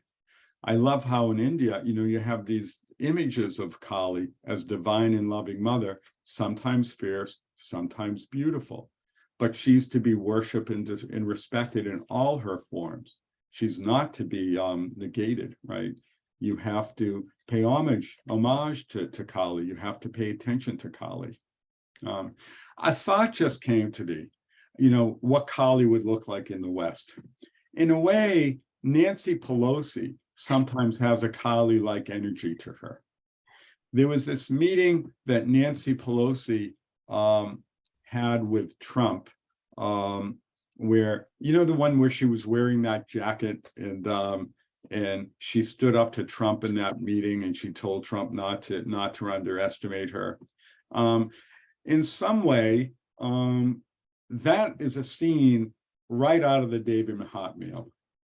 Nancy Pelosi was fierce. She's protective. She sort of acts as loving mother against this, you know, standing up to this demon. That's just an aside. I don't know. Anyway, I hope that answers your question. Yes, thank you so much for sharing that image. That's a wonderful image. Mandana, sorry, Chambers. Thank you very much, Michael. It was a very comprehensive, rich presentation. I really appreciate it and enjoyed it. But I just wanted to say two things. One was, I always understood mythological figures as personifications of archetypes. Mm-hmm. And since archetypes are bipolar, they have a dual aspect. I'm sorry, I would say multivalent. They have multiple aspects. How's that? Yeah. That sounds even better. So from the standpoint of the ego, when we perceive that aspect that's undesirable to the ego at the time, we consider it negative. Whereas the aspect that we experience as desirable, we consider it positive. The archetype is the archetype, and it does what the archetype does, like any instinct, psychological instinct. So I see Kali, for example, the question about the crone. Crone stands for wisdom. So Kali is the goddess of wisdom in a way. So when you said the three aspects exist in her simultaneously, I said right on. The other thing I was going to say is, since at the core of every complex, there is an archetype, I've always understood that a complex can never be truly assimilated. In a way, the complex can have us, in which case we are at its mercy, or we can have the complex, which means there is some consciousness involved in interacting with the archetypal core of the complex. So that's another thing I wanted to say. But the most important thing I wanted to ask you, when you were analyzing the shark dream, if we look at the shark as a symbol of the devouring aspect of the self, and the dreamer says, I had a good feeling about swimming towards the shark, would there be a counter hypothesis in your amplification of that dream? Because you considered it as a negative thing and one has to be careful. What about the counter hypothesis? Because the dream says what can and must happen. So if at the end of the dream, the dreamer feels positive about swimming towards the shark, I wonder what would be the counter hypothesis? Okay, so thank you for that amplification and explanation of the crone. That's true, of course. Thank you for that. Right. A crone represents wisdom and Kali represents wisdom as Devi. Right. We talked about Kali as representing Devi that spins the web of illusion, and but it also represents ultimate reality in that way. And also, we can't assimilate the complex. See, it's Kali that assimilates it. We're not Kali. So Kali isn't our consciousness. Kali is this archetypal mother energy in the dream. And so it's that archetypal mother energy that helps to assimilate the complex. So meaning it's not something we may even understand, or it's not something we do ourselves, that somehow this Kali force gets activated in our psyche and in our bodies that somehow brings about transformation and opens things up or clears the space. And the thing is that I didn't get to also, but it's intimated in the talk, is that these processes occur over and over again. They're not one-shot deals. So it's not that, okay, this is done, creation's done. You know, the universe is forever being created and destroyed through endless cycles. So this is a process that continues. And so the other question is in terms of the shark dream, Jung said the face that the unconscious shows us is the face we show to it. So the shark, the psyche, images that kind of energy as a shark because it's meant to show how our ego relates to the unconscious. So if a person moved towards a self figure that was welcoming, that would be very different. But the shark isn't a self-image insofar it's depicted as the shark. Insofar as it's depicted as the shark, it's depicted as something instinctual. And it's not depicted as a wisdom figure, let's say. If it were meant to be a wisdom figure or something welcoming, it would be imaged more that way. And so that would be an image of, let's say, somebody who, well, here's another example. Somebody would have a dream of they're swimming and there's an octopus. Urim Kaufman writes about that too. And the person freaks out because they see an octopus. Well, an octopus is something alien, but not harmful. So that could be an image of a person who, when confronted with something alien and different, freaks out.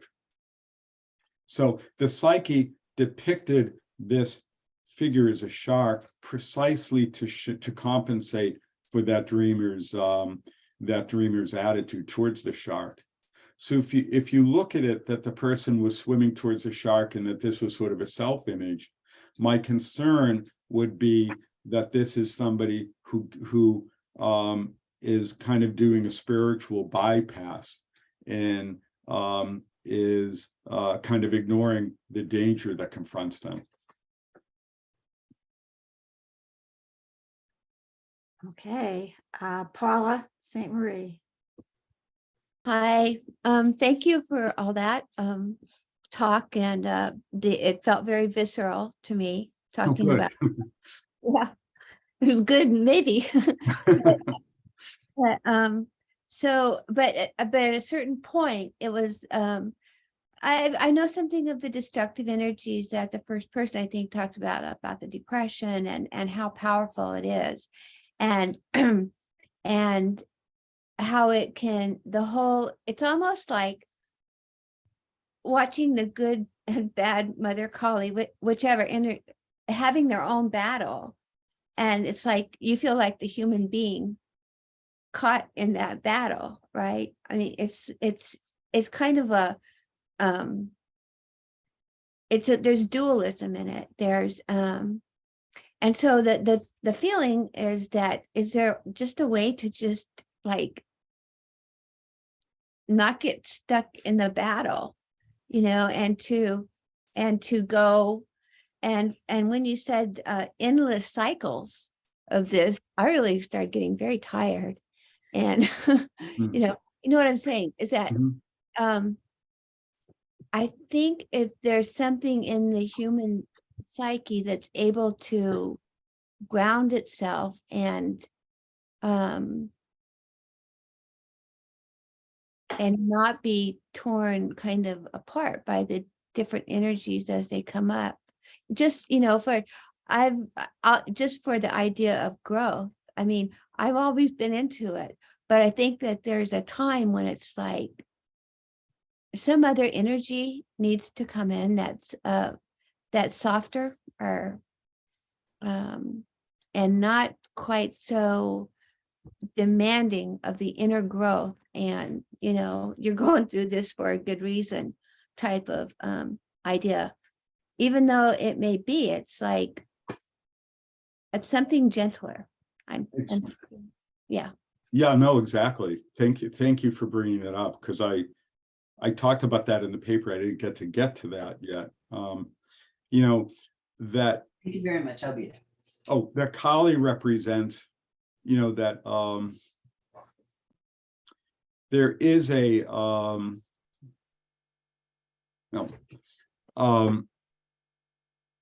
what's important is how we relate to a process of coming apart.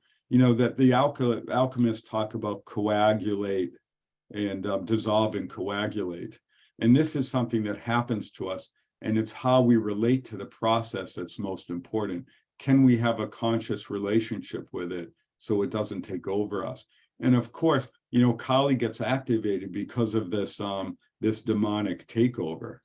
So in some way, Kali is only necessary, or is necessary here in this aspect, because of this dynamic, this demonic takeover of psychic functioning. It doesn't mean that there always has to be this demonic takeover in psychic functioning, and so that then Kali wouldn't, that form of Kali wouldn't be necessary. Sometimes people can become too addicted to the process of falling apart and coming together again. And so there are sometimes people can be live their life as it's always chaos, and then trying to contend with the chaos. And so you'd want to look at that as well. Like, this isn't something to like or enjoy or to kind of get off on. You know, this is that when there is some demonic takeover, that these are the processes that can help save us from it.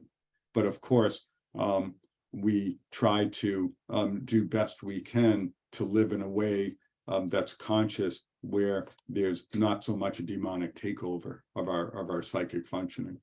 Does that make sense? Yes. What would you, an example of a demonic takeover? Would that be like the alcoholism or the? It'll be alcoholism. It would be, you know, you are,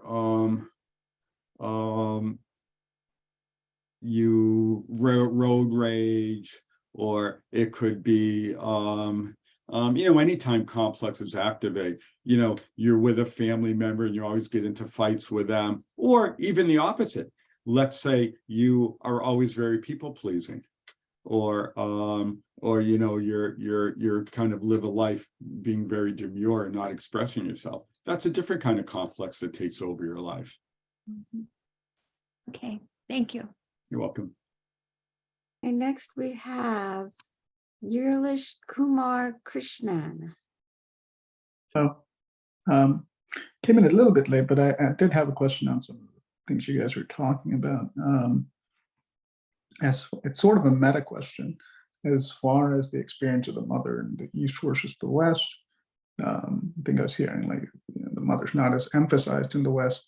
As a person who sort of grew up half there, half here, my experience has sort of been the opposite, but in the sense of the mother seemed emphasized over here, but certain aspects of it, Right. sort of the Virgin Mary, and it seems like, you know, in the warrior too. So if you think of the knight and things like that, whereas we find something else over there. But in something I've experienced in my friends and other colleagues, sort of understanding the East, the question is more, is there a danger of sort of blindness as far as the sort of the engagement with the information, the imagery in the East, as far as if you're looking for something missing on this side, not being as cognizant of the issues over there to speak of. And one example of that being something like the Bhagavad Gita.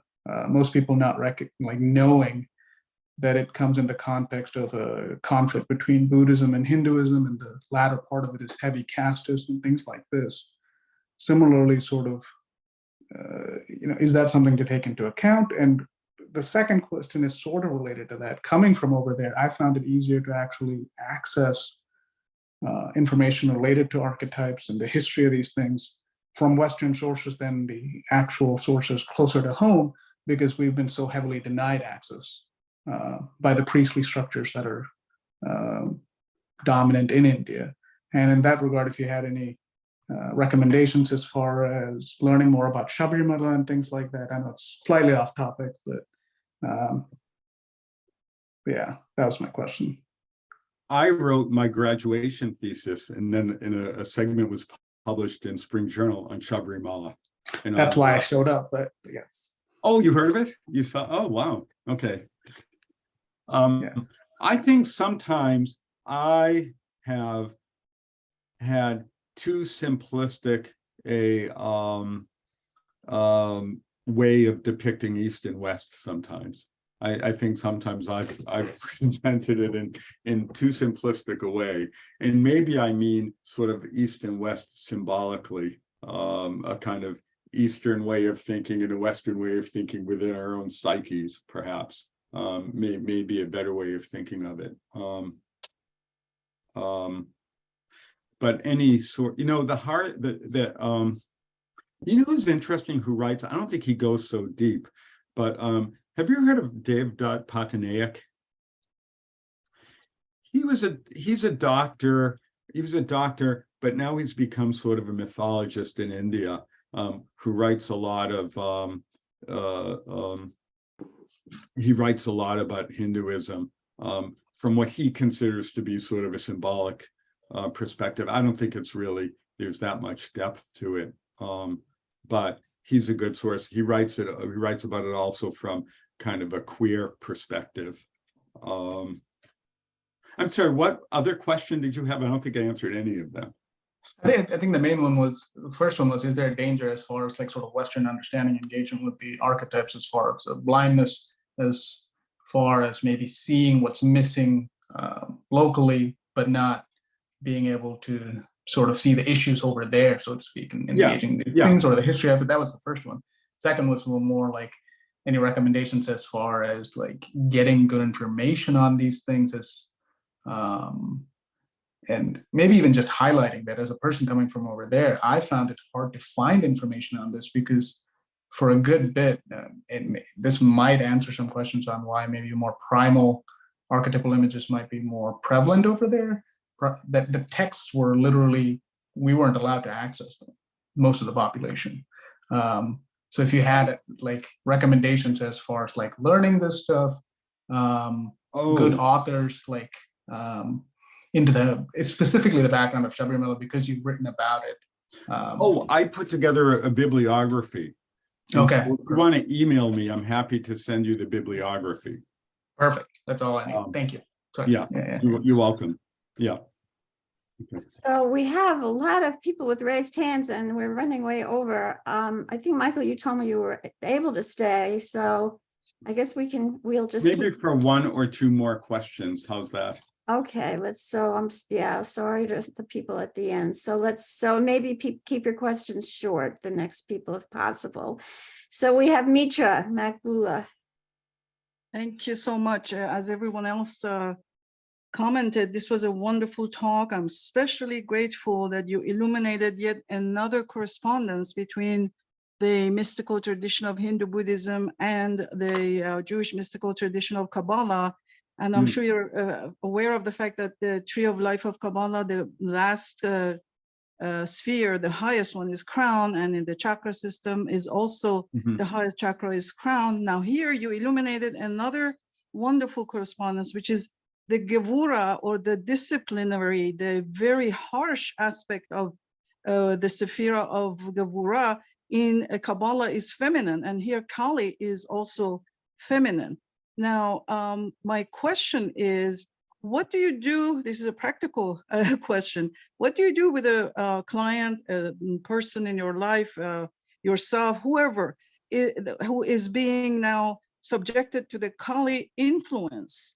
And yet, instead of taking that internally and working with it and propelling yourself or that person that's in your life towards any kind of introspection and transformation, the tendency of that person is to project all of this to the outer world, find one person or a group of people and just project all this destructive energy towards them because they're angry, they're not happy with their lives. We see that in racism, we see that in anti-Semitism, we see that in our interpersonal lives, where the one person who is extremely unhappy with themselves, the Kali feelings are bubbling up, and then they continually project it onto other people and cause tremendous damage. So how would what would be the best approach with a person in the grip of this kind of projection and Kali activation?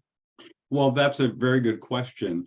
And if in life or in working with somebody, whether it's in psychological practice or in life or in ourselves, see, this is where Kali continues to dance. There's sort of that the frenzied dance that threatens to destroy life, one's own life and the life of those around them, right?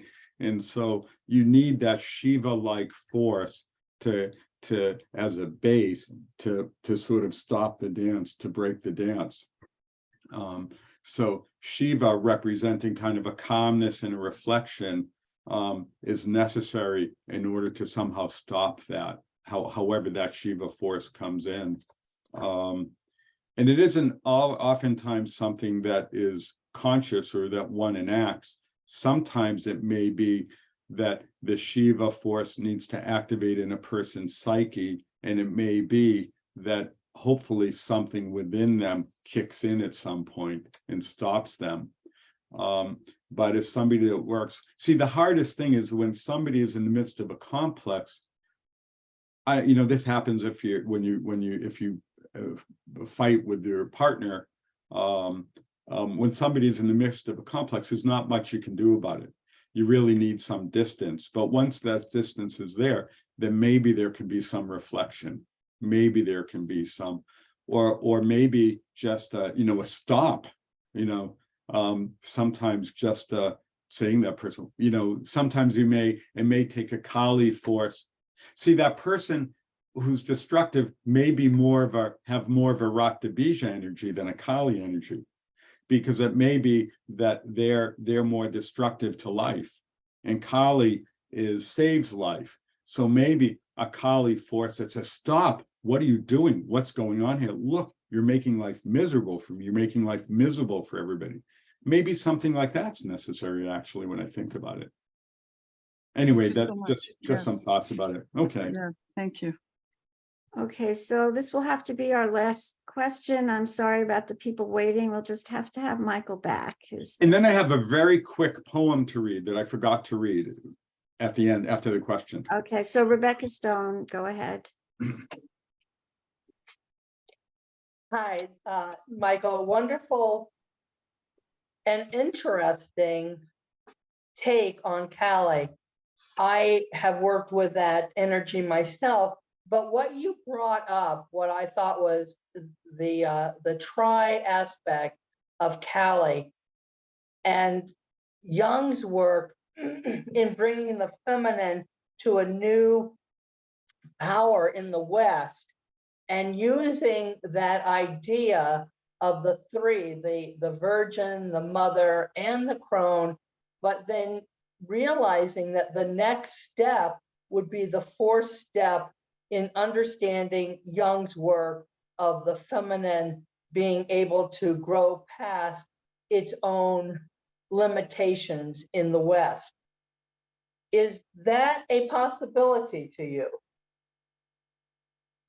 Say that again. That is it in Jung's idea of the tri, you have three masculine figures and only one feminine figure, which is what he brought in the 1950s. That was the new burgeoning birth of the new feminine in the West. And its possibility by working with that Kali energy of the one thing that you said, that it's death and destruction. But if a female human could ground that energy of death and destruction, that would bring forth that fourth part of the feminine in I believe, Jung's work. Yeah, I hope so. I hope we can do it psychologically, because it isn't, it's not just death and destruction, period. It's death and destruction of that which destroys. Right. Correct. It's death and destruction of that which is problematic. And so it's sort of like, right, actually it's interesting, because if you look even in when Jung talked about Mary being assumed into heaven, And Correct. it was the virginal feminine that was assumed into heaven, the clean virginal feminine, the pure feminine. But that the Mary Magdalene, the sensual, sexual, embodied feminine was left behind. But what about the sort of rageful, angry aspects also? Where does that go, right? Mary Magdalene doesn't represent that. So where does that live in our psychic space? Maybe it lives it gets expressed in social justice movements. Maybe it gets expressed there, and so maybe it's beginning to be understood and expressed and experienced collectively. I hope so. Or in my experience, it has to be experienced by feeling the rage, the anger of one's own pattern one was born into. Yeah, potentially. Right. Yes, potentially, if it's there, rather than repressing it or denying it. Thank you. Giving it voice. Yeah. Since there are only 2 questions, why don't I answer them? Maybe we can quick. Oh, one of the people went away. Okay. She was next. Lisa, do you want to raise your hand? I think it was Elisa. Yeah, you want to raise your hand again, Lisa, if you're there? Lisa Skura? Or I can just unmute you. Just so if they can be quick, and then Right. Yes. So I was looking along the same lines as Gerlish was talking to, but I was thinking, can it even translate to the Western? Because we have the split of the terrible mother, Madonna, who's obedient, the mother nurturing, non-conflict, being sweet, being domestic, versus the whore, the monster, and I would say in Western literature, the obstacle to the hero and male greatness, like a fate goddess that Machiavelli wanted to beat into submission. Does that make sense? yeah, but I think we have no choice but to it's all in some way part of these are images in the collective unconscious, and I think that where the images that are universal, the way the images, I think culture determines the way images are understood and the way symbols are understood, like the way Western religion would look at the serpent versus, let's say, in China, for example, or other cultures may look at the snake or serpent and have a different attitude towards it. So I think that other cultures help us to expand our understanding of a way of images that show up for us anyway. And I think it's quite interesting that the La Santa Muerta, who's becoming growing religion, is also the religion of outsiders, drug addicts, prostitutes. And so, in Kali's ancient times, she was also the goddess of the outsiders. Mm-hmm. And look, Jesus hung out with the tax collectors and the sex workers, right? So yeah. Thank you so much. All the interesting gods hang out with the outsiders. Yes, that's true. Thank you. Any god I would want to know. All right. Do you still want to do one more or read your poem? Or? Yeah, Bruce, yeah, because Bruce I see Bruce had his hand raised. Okay, let's try to be quick, on the quick side. Go ahead, Bruce. Hey, thank you. I feel like Mandana was onto something kind of important. And in the last response, you discussed the possibility of a kind of cultural syncretism that I think can happen within us.